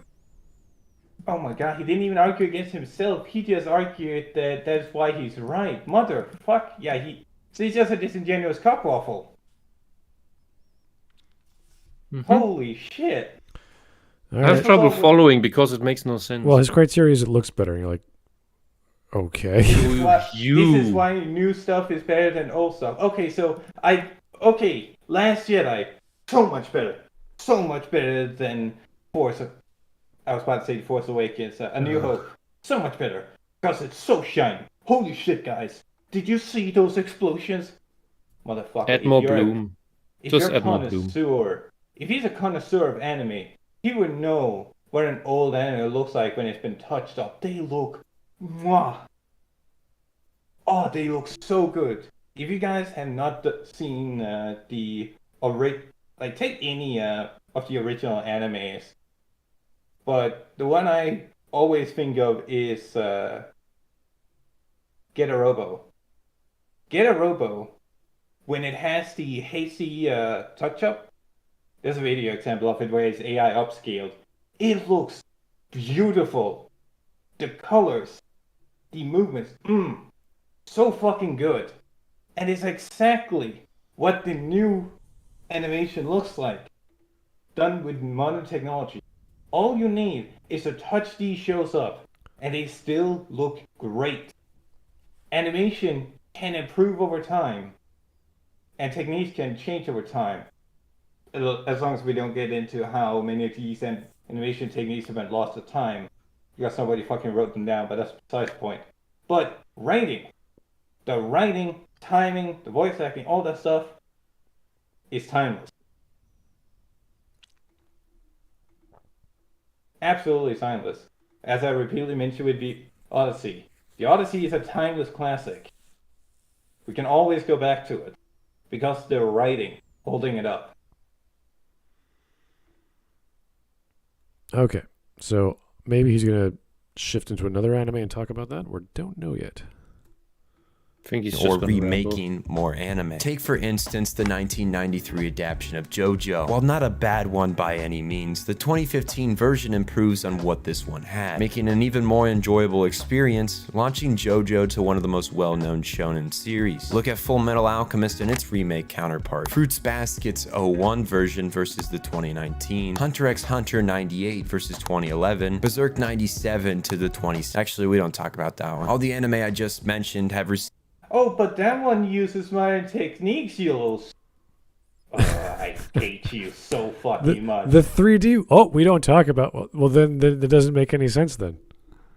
That's the one using modern techniques. They had an advanced rigging system there. They had the advanced lighting system, where the lighting is not something you have to do manually. No, the engine does it for you. Oh, it looks garbage because they don't know what they're doing with their tools? Well, it's modern anime. Why don't you like that? Shriveling little coward. Received a remake of some kind, and most were better off for it. Who's to say this shouldn't be done more often? Again, why don't you go into why it doesn't look good? Huh? You fucking connoisseur? We're going to have to get some technical... Like, we're going to need an actual animator to know the difference, or someone who knows someone, and to give a criteria or a critique, because he's just like, oh, it looks good. He's like, no, it doesn't. Well, I wouldn't even need I wouldn't even know... He doesn't need to be an animator or to know animation to talk about this stuff. What he needs to do, at least if he's going to talk to us about in general of, is it worth watching... our anime remakes worth watching? Yeah, that's not something he needs an art degree on to do. But if he's going to go into this whole... Oh my god, guys, the animation is so good. Like, it is so good. Yeah. How could you go back? If you're going to make that argument, then he needs to go into the technicals. Yeah, that's the only draw. This is like comparing everything God of War 1 to 3 to the most recent God of War games. It's like, well, it's newer, and it's got more narrative, and it's got more this, and it's got more camera angles, and you're like, yeah, but it's completely different from the first 3 games. Why can't I jump? What happened? What happened to the difficulty of the combat and the diversity of the enemies and all the narrative beats that we missed from the first game and all the motivation? It's just, I need to go spread my wife's ashes and fight some Norse gods because they're in the way. Oh, GTA Driver mentioned something. He voices very kindly my frustration. If he was a connoisseur, he'd have better respect for the old stuff. He'd have an actual criteria. He'd say, well, the style of its time was specific because of XYZ. Now we have 3D and CGI and After Effects and all these other things we could do. And you're like, that's right. It makes it more visually stimulating, but is that good? What does that do? You could say... certain effects, like you expect to look a certain way with those effects. So Astro Boy, if he was remastered, he'd have all kinds of different visualizations for his abilities. Sure. Does it make it look better? Yes. I would say there's a bigger color palette, it's higher resolution, the aspect ratio looks better. Great. Visually, you're right. But what do you lose from doing that? And what does it add to the story? Not much. Really not much. There's really not... Having 16 more million colors doesn't really change Astro Boy as a character, doesn't change the plot, doesn't change the motivations. It looks better. That's it. It doesn't mean it's better as a product. Well, to bring up the previous example of the Astro Boy movie I mentioned, it's one of those things that you only really notice once it's gone. And that's like a texture on Astro Boy's skin. Oh, yeah. Like, you look at any of the art drawings of him, or any of the colorations for the manga, or hell, the video game renders, his skin has no texture. It's just this soft, leathery... Plastic doesn't do it justice. Latex, that's the right term, latex. It's like this latex skin that doesn't have any texture to it. It looks really off. It's an actual creature. Yeah, I was thinking of anime, which is a bit more subtle with its animation and its content, I don't know if you guys have ever heard or watched Mushishi, which I do. I fucking love it. Well, that's a long time ago. yeah, it's great. And you don't need all this action. You don't need all these special effects, but all the visualizations of all the creatures are fine. They work, and it's slow. It's a very slow moving story. So, like, what would what would 1920 by 1080 do for that? Not much. What would 16 million colors do? Nothing. It wouldn't make a difference. I wouldn't care. Thanks for reminding me. Kino no Tabi or Kino's Journey. That's another remake that completely fails in adapting story of Kino. It is very similar to Mushishi in that it's a person traveling around Yeah. and running into various troubles. And you read the new version has this complete soft look to it, whilst the original went for a very, I want to say, off-putting color palette. Like, it's very high contrast, and that it intentionally tries to make you uneasy, make you put off by it. yeah. It has artificial TV reels, those little tiny bites in between the frames. They are put in there, not from the TV, mind you. Those are design decisions to make it look like this. You're watching an old, kind of like a propaganda reel from, like think of any movie where you see a propaganda reel where it intentionally looks old. Well, when you do read manga or stories that are slow moving like Mushishi, you look at the manga and you look at the anime, and there's really not much difference in terms of style and presentation outside of obviously like the mountains and the landscapes and there's colors and what have you. But the scenes are almost the same. It's like, yeah, that's exactly how it's done in the manga. Maybe a little more exaggeration here and there. But you don't need all this flair. You don't need all this animation or color palettes and depth of field and shadows. It's fine. Looks good. The story comes across very easily and cleanly. And and it's not an action story, of course, so they don't need it anyway. Oh, Rigby brought up a fantastic example before we continue. He should have used the Gundam Dome's Island remake if you want a decent example, which is where Gundam takes one episode, a very infamous episode, from the original show of 79 and expands it into an entire movie about how the guy got on this stranded island, why he's being followed by a bunch of children, and then his entire previous company coming to hunt him down. That's a fantastic example of how you can take something old that has, in its own time, failed, and remake it with new and bold directions, and have it sell. But since he's a visual whore, and a very basic one, I don't expect that he brings it up, but he should bring up Mononoke, but he won't. Probably not. It's not in the remake category, but it's something so visually stunning that you would expect him to have seen it. Oh yeah, but he brought up Akira, and that was pretty well done. So, but that was just, again, not a remake. Yeah. It was also a movie. Mononoke is made with modern tools, with the 3D support and all of that stuff, but used well. So that's something he could bring up as an example of, see, this is how you would use the CGI right compared to the Berserk thing. Whatever that was, yeah. Okay. While I by no means want to see each anime season have an endless stream of reboots, I'm not opposed to seeing some. I still think shows like Tokyo Ghoul could overperform if given a second chance, and they actually follow the fucking plot this time.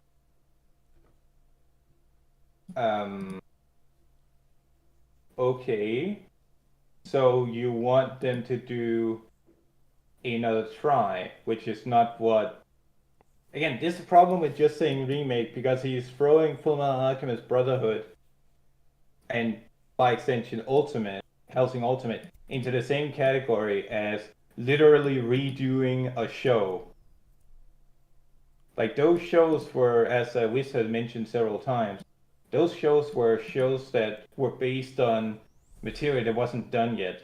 And when they reached the point where the show wasn't, or the manga wasn't done yet, they just went off on their own and wrapped it up. Yeah. That is not on the same level as a show being completely redone, like Star Blazers or Space Battleship Yamato. That's a complete rework of a 50-episode show into 24 episodes. After like 30, 40 years has passed. So he compares, and he mentions Tokyo Ghoul as, oh, maybe they should follow the fucking plot this time. Okay, so like Hellsing Ultimate? Like, do you want a more accurate telling? Is that what you want? Because that's not what the Invader Loom show is. Yeah, I understand for anime that is or was good, and perhaps it was, or sorry, manga that was good that was turned into anime, and no one just knows about it. So it's like, oh, this is 30 years old.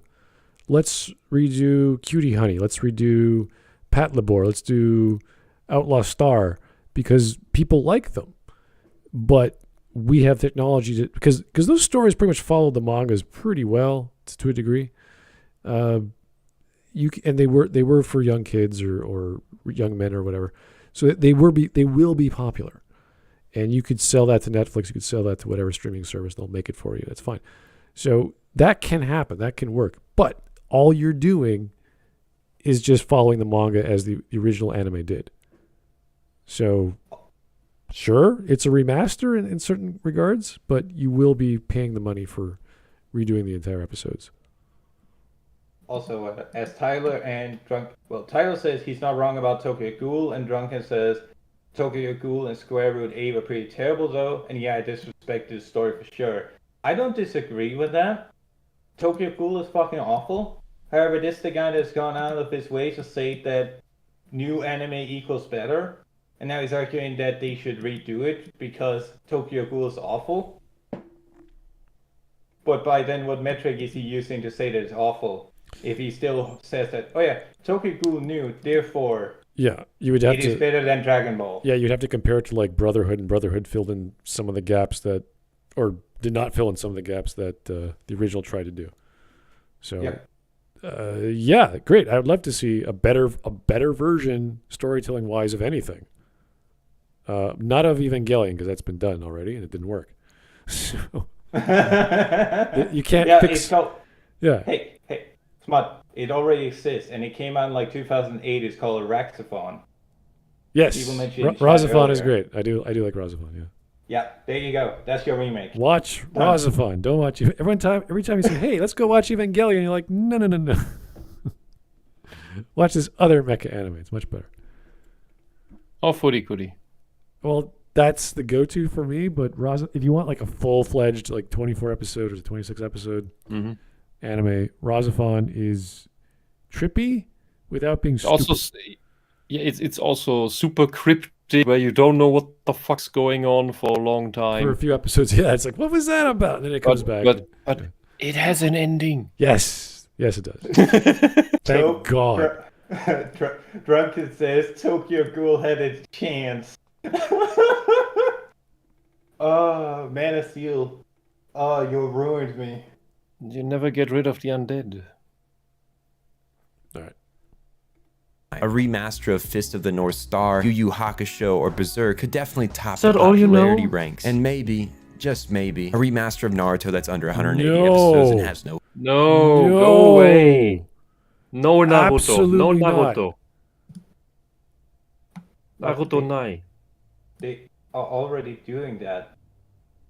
No. About Boruto. They have Boruto. They don't have anything else. God. Holy crap! No more Naruto. Please. Yeah, I'm glad he is just a visual whore because he wants to watch animation or an animation production that happened with modern tools and have it slap on even more modern tools with more He's special effects. He's not a good visual whore. He's not the actual connoisseur that he claims to be. He just wants these modern, bright, neon, flat colors that move fast. That's horrible. Also, He's a child. The filler is exactly how they avoided doing a Naruto Shippuden Reloaded. Is by having a bunch of filler until the next volume came out. Filler. Now, I'm not saying it'll happen, but I know it's not impossible. I can say that much. If Hunter x Hunter can come back from the grave, a man can dream. A man can dream. You're not a man. The only question left standing here today on the stock. No, there's many questions left to ask, you motherfucker. You haven't answered any questions so far, and we're 5 minutes into your 8-minute video. All right. Sensei channel that covers everything and anything anime, Japanese too, is why any of what I just said would happen and why some of it is happening. FMA and JoJo got their remakes a while ago, He but doesn't know Urusei why. was very Also, Those aren't remakes. The JoJo anime was a remake. The one you're referring to is an OVA of one part, part 3. The JoJo you just showed was part 2.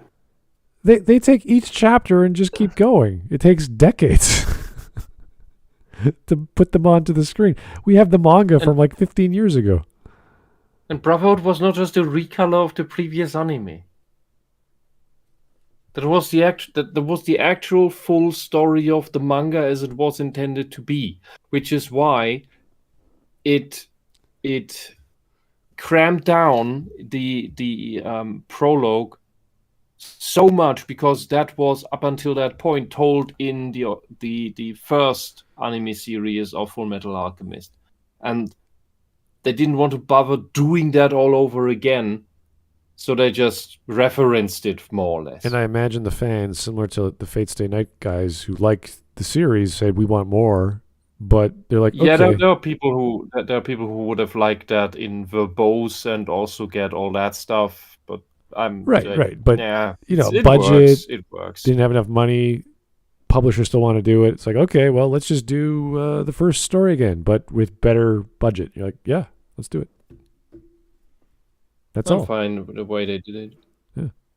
People wanted it, they'll do it. Publishers don't care. They'll be like, yeah, let's do another one of Dragon Ball. We don't care.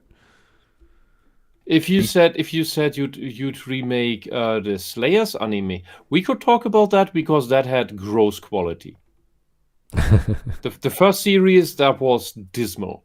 Had some nice backgrounds, but even of those, just a few. But oh god, no. You would need to rewrite that whole thing anyway. Yeah. Watch Whisp. Yeah. If they're going to redo Claymore one of these days, it's gonna happen. Oh, jeez. Why? Yeah, but you know what I'm more happy about? When a new Slayers movie comes out. Because that's actual new content. Okay. And the movies are usually better than the series anyway. and Ronin Kenshin Shaman King, as well as Trigun Stampede, are all getting one within the next year. Oh, he mentioned Trigun. There it is. Okay, that looked shit. That Vash. Something didn't look right there. Yeah, Vash that looking Vash. motherfucker. Yeah, fucking hell, the fucking name. That Vash looks shit. He looks like a kid. Yeah, he's young or. Oh, I thought you were making a Vosh joke. My bad. No.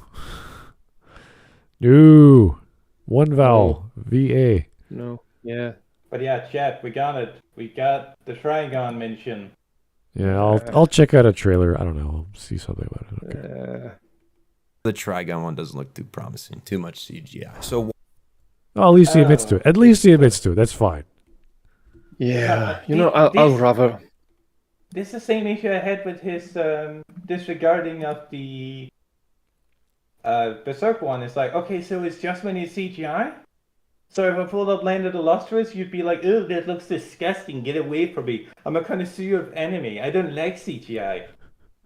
Because he was fawning over Demon Slayer earlier, and that's chock full of CGI. Yeah, but it's done better. All those flames I was ranting about earlier was all CGI flames. But it's hidden better from his perception. Like, I would argue this is... Hell, I would go so far as to say that Trigon is trying to stylize with the CGI. It looks horrible. mind you. Yeah, But well, it is its style. compare that to, I always compare it to Lupin the Third, the 3D version, just because that was so well done. And the style was nothing special. I think it was just cell shaded, look fine. But it was and it remained in the style of the show. the vibe. It looked like a cute cartoon. Yeah, you could have, like, it would have been something you would watch with your nephew and niece on the weekend, and they had no idea what it was, and it's like, oh my god, it's cool, and it'd be fun to watch. It would be great for everyone to watch. It'd be fun to sit back and relax and like watching a Studio Ghibli movie, but it's in 3D. And Hitler's probably going to show up at least once. They're going to steal from Hitler. Mm-hmm.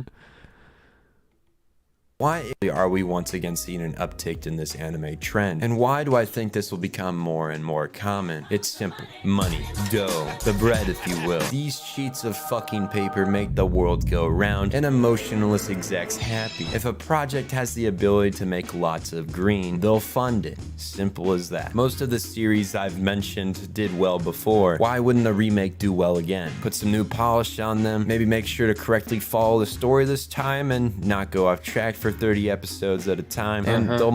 So they can avoid having to do another Fullmetal Alchemist Brotherhood or Hellsing Ultimate. Yeah, like, you imagine them remaking any of those again? It's like, no, we don't need that. We have that already in OK. But he's brought up an interesting point, because there's a little bit of gaming news I can interject here in a few sentences, hopefully. Mr. Kamiya from Platinum Games has just tweeted that if people don't like the current Bayonetta, they don't need to buy the next one. If you don't like it, don't buy the next They're game. making a fourth one. Probably not. I hope not. But it's this entire, if you don't like it, it's not made for you. Yeah. Like, Kamiya is on the go woke, go broke train right now, and that is sad. That's weird. For Japan, that's pretty weird, yeah. Well, There no, are they have the companies. second largest, well, not the second largest, but they have a very large social justice base there, funded by feminist groups. Mm-hmm. Because That's why there's- Bayonetta 3 turned out to be not Bayonetta. The character doesn't even look the same. They used a completely different model with a How are square the jaw and giant nose and giant chin. how are the rating? 2 cups lesser. How are the ratings for the game? I haven't even noticed. I haven't checked. And you can make an argument for the gameplay if you must. On its own, yeah, maybe. But overall, it's not Bayonetta gameplay. You run around, collect coins. Like, Sonic? what the fuck? Yeah, kind of. Yeah. Or Mario. Like, most of the currency you get in the game is more like running through the level than actual battles. The new enemies from the new faction that doesn't fit into Bayonetta lore at all is completely bland and boring. The more interesting fights are all with the bonus encounters with angels and demons. It's horrible. They took away the feature of Bayonetta combining weapons of hands and feet. You just have weapons. They have creative designs, but it's just, you have that one weapon now. You have that other weapon now. It's like boring. Sorry, it's shit. That's not Bayonetta gameplay. Also, Rigby brought up an interesting point. They remade Ruby and messed up the junky fight scenes even more. And that's a good example. Ruby? Yeah, Isn't the that- ice cream dub thing. Oh, it's a dead series, guys. Stop bringing that up. Jeez. No, remember, the original show came out in 2013. The Ice Kingdom remake is 2022, so nearly a decade afterwards. And the fight scene looks better, but it still makes no fucking sense. Yeah, It's a great example of, if you want to remake something just with pretty good colors, okay, you're gonna have the same fucking story. the problem with that is it's not all- based off anything. It's just its own existence. It's not something to Well, no. remake, I don't think. Anyway. God 004, thank you, sir, for the 2. New Trigun looks weird because it's more manga based. Okay. I mean, that could be a good thing. I haven't read the manga. I don't know if it's any good for an adaptation, but I'm more concerned with the art style. It looks very odd. Also, Smut talk about dead franchises. Meanwhile, he'll still talk your ear off about Mass Effect. Well, they're still making it. I don't know why, but someone's gonna buy it. Fair enough, fair enough. I mean, if it comes out, I think the Dragon Age is gonna come out first. But yeah. Also, I don't know who pointed out, but we are sitting at $5.99, and they asked if you're gonna do anything special for 600. Oh, why didn't I see that? Where is that? In the title. He said very early in the stream, somebody mentioned that you're at $5.99. They were wondering whether you're gonna make anything special for 600. Oh, well, I wanted to do another. We get individuals come on and we talk, because I don't mind the Smud talks, but it's usually just everyone doing their thing on one topic. So I'd rather just have a series of topics. So half an hour for someone, half an hour for another, and half an hour for another. That'd be fine. And we get a little bit of everything. And it could be, I want to talk to everyone because, I want to keep the topic different. So we'll have one anime, one video game, one movie, and we'll switch it up as we go. Each medium will be different per person coming on. I think I like that. I like doing that just because it's fun for me. Some people might not like that. I don't know. But it's more planned out, and you don't have to research too much to prepare. Just get your talking ideas done and then enunciate as you go. And give me some media. That's all I want. Just some content, talking ideas, and then boom. Free to meet chat more. Well, who knows? We'll find out. All right. 2 minutes left. Okay. Good. Cool. Most likely outperform their older counterparts. And this idea isn't exclusive to anime. You even see it in games as well. Oh, So hopefully in the no, near sir. future- God, No. some of those examples you don't want to bring up. BioShock, no. Mass Effect, no.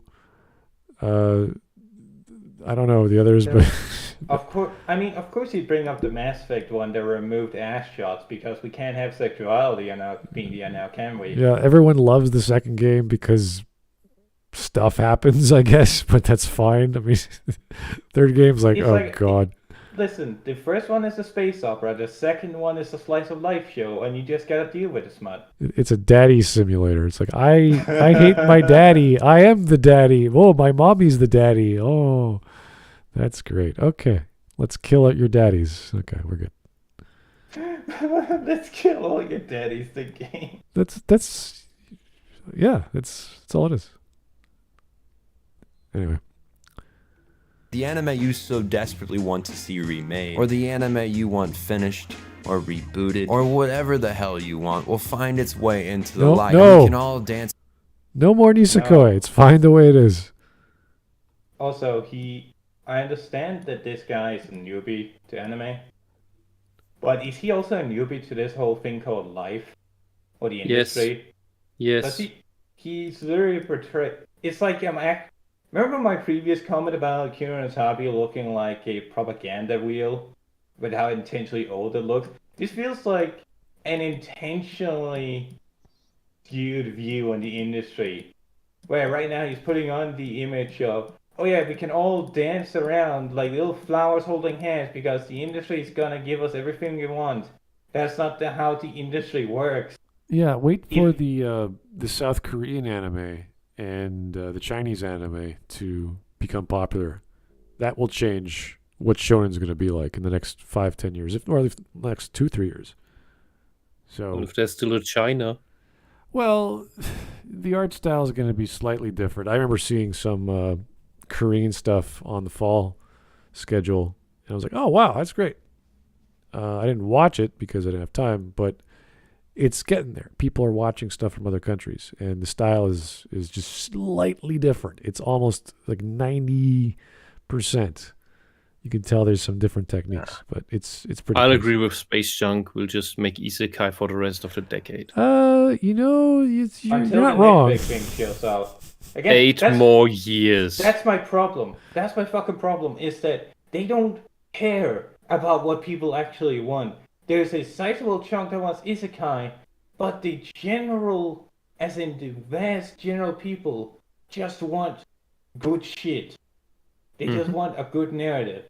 What that narrative's face is doesn't fucking matter. That's what makes people's skewed visions of the past so great, because they pick out all these great little parts and then they read their own threads about, oh, you had such a wide and vibrant amount of mechas that cover all kinds of different subgenres in that tiny span of 10, 15 years. And it's that. If only we could have that now. That's exactly what's happening now. The problem is where we were in mecha drought in Japan in the 80s, and we were in action drought in the 90s, and we were in slice of life moe block drought in the 2000s. And I say drought sarcastically. Yeah, it's the isekai era right now. Yeah, and we just gotta fucking deal with it. That's the problem. Yeah, and it's fine, and that's fine, because Japan, while it has found a new thing to tell stories about, it goes in complete depth and tries out everything it can come up with. Some of those things are better than others. Some are absolute trash. There are so many. Here's a thing they could remake, because it was never finished, would be Junikoki. But my point is that he's implying that the industry will just conform to the masses' wishes. They don't fucking give a shit. No, not Japan's industry. Not Japan's industry, not the Western industry. Because the Western industry is obsessed with making communist propaganda. They don't care how much money they lose. Even those that are obsessed with making money don't know. They don't know what people want, and they are not willing to try to give people what they want. Well, but they get all these. Industry, indie scene is willing to throw things at the wall and see what sticks. But Lala, in Hollywood, they get all these test audiences, and then the movies completely fail, and then they rewrite them, or because one soccer mom didn't like it, they rewrite the entire thing and do reshoots, and then it's even more shit. And I'm still amazed at the fact that the West cares, but it also is completely inept at making anything that resonates with the audience, with any audience. I'm amazing that Half-Life 2 actually was any good, because they changed an entire section of a quote-unquote puzzle area because one person got stuck for 30 minutes going around and around in circles on a go right or go left question. He kept going left and ended up where he started, and he couldn't figure out where he went wrong. So they cut out that part of the game. Stanley Parable? No, Half-Life 2. Stanley Parable. I guess you could call it a Stanley Parable situation. But my point is that this is a very, very skewed vision of the industry. And it makes me wonder if this guy... I'm wondering if he actually sat down and watched those 79 days of anime. Or if he just said, oh yeah, I'll watch these. And he watched like 3 episodes of Naruto and just included the entire thing. And artificially pumps up the numbers. Sorry, that was it. All right. Very long rant. I apologize. Let's go. It's around the wise tree somewhere in pure euphoric happiness as our favorite stories get the proper animation they deserve. So yeah, I think that pretty much answers the big question on everyone's mind. Naruto will get a remake. Goodbye, Boruto. No. We'll miss you. Well, thank you for watching this week's video. What a horrible Yay! mess. We're done. That was a waste of my time. That was a waste of everyone's time. Yeah. New is better, therefore. Okay, that's fine. Are anime remakes worth watching? Yes, they have better animation. Wow! You didn't cover anything. You didn't cover what they can't show anymore. You didn't cover any new story techniques put to use. Like Star Blaze's great example, where they no longer just fire the genocide cannon because every episode. Because now there's moral implications about wiping everyone out with mass destructive weapons, tied back to the nuclear metaphors of the time. Yeah, he didn't talk about any of that shit like an actual connoisseur might bring up. No, he just talked about the most surface bullshit. What stimulates the eyeballs. Okay, I'm in Stream Memes. I'm November 26th. I'm going to skip that one. That makes me happy. All right. November 28th. Here we go. The new JoJo Part 4 remake looks kind of funny. And that is the most. I mean, is that even hair? Like, what is that at this point? I can imagine that is hair, but probably not grown on his head, or at least not anymore part of his head. He's using a digital. Maybe he collected his hair for a couple of years. Yeah, I mean, there are digital cameras still being used as digital cameras, but that feels like it's from like the late. Oh my god! Late 90s. That's the Hindenburg. That's a 2000s camera. Yeah. Okay. Well, maybe not in Japan. I don't know. That's the Hindenburg hair. This is what Evangelion should have been about. Dinosaurs and dinosaurs. Okay. All right. This referring to his previous stream donation, where he was like, "Yeah, it should have ended with this, where its man returns to dinosaur age and kills everything." Oh God. Trigun Stampede producer unveils new trailer, reveals series changes were inspired by the MCU.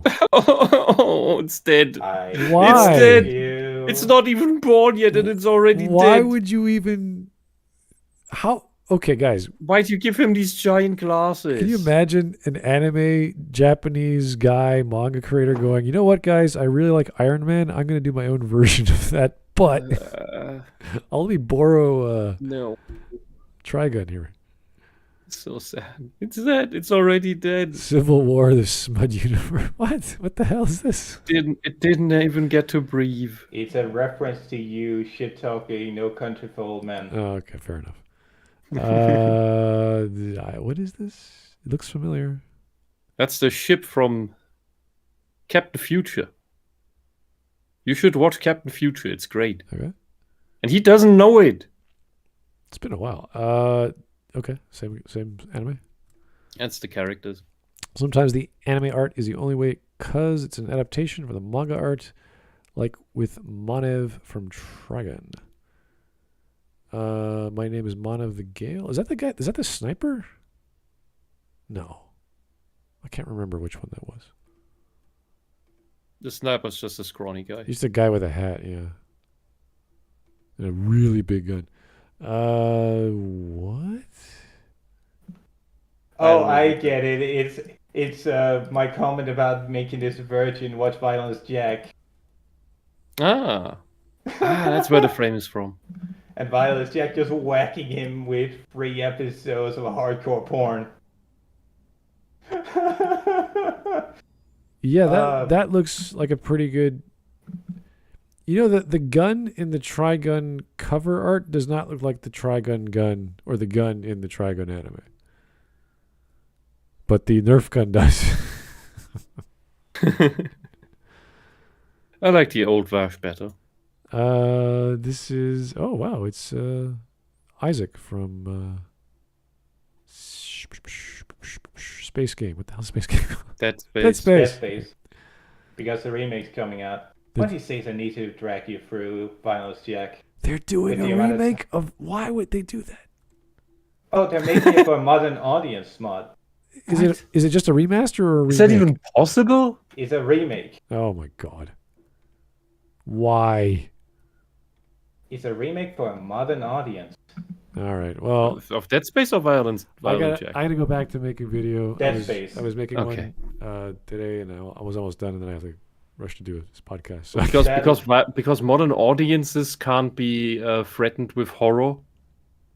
Violence Jack, but with new lens flares. I would kill someone for that. All right. Well, thank you guys. That was our anime day. We're on time, I think, reasonably. Sort of, kind of. Yeah, thanks for joining us. What are we doing tomorrow? I don't remember. Thank you for sitting through that painful experience alongside us. It was horrible. I thought it was going to be a good video. I expected as much. Yeah. Like, you seemed like a fairly, white-bread YouTuber. And I thought, yeah, this can't be so bad. And you thought you'd have some sort of balance, like, hey, people like this, but they don't like that. And some people like this, but they don't like the other thing. Like, that would have been fine. And then he would have said... That's what it sounded like. Yeah, and then would have been like, people who like stories will love a remake because it's based off the manga, and if they like the manga, it's going to be fine. But if they don't like the manga or whatever, then they don't care. And it's like, okay, fair.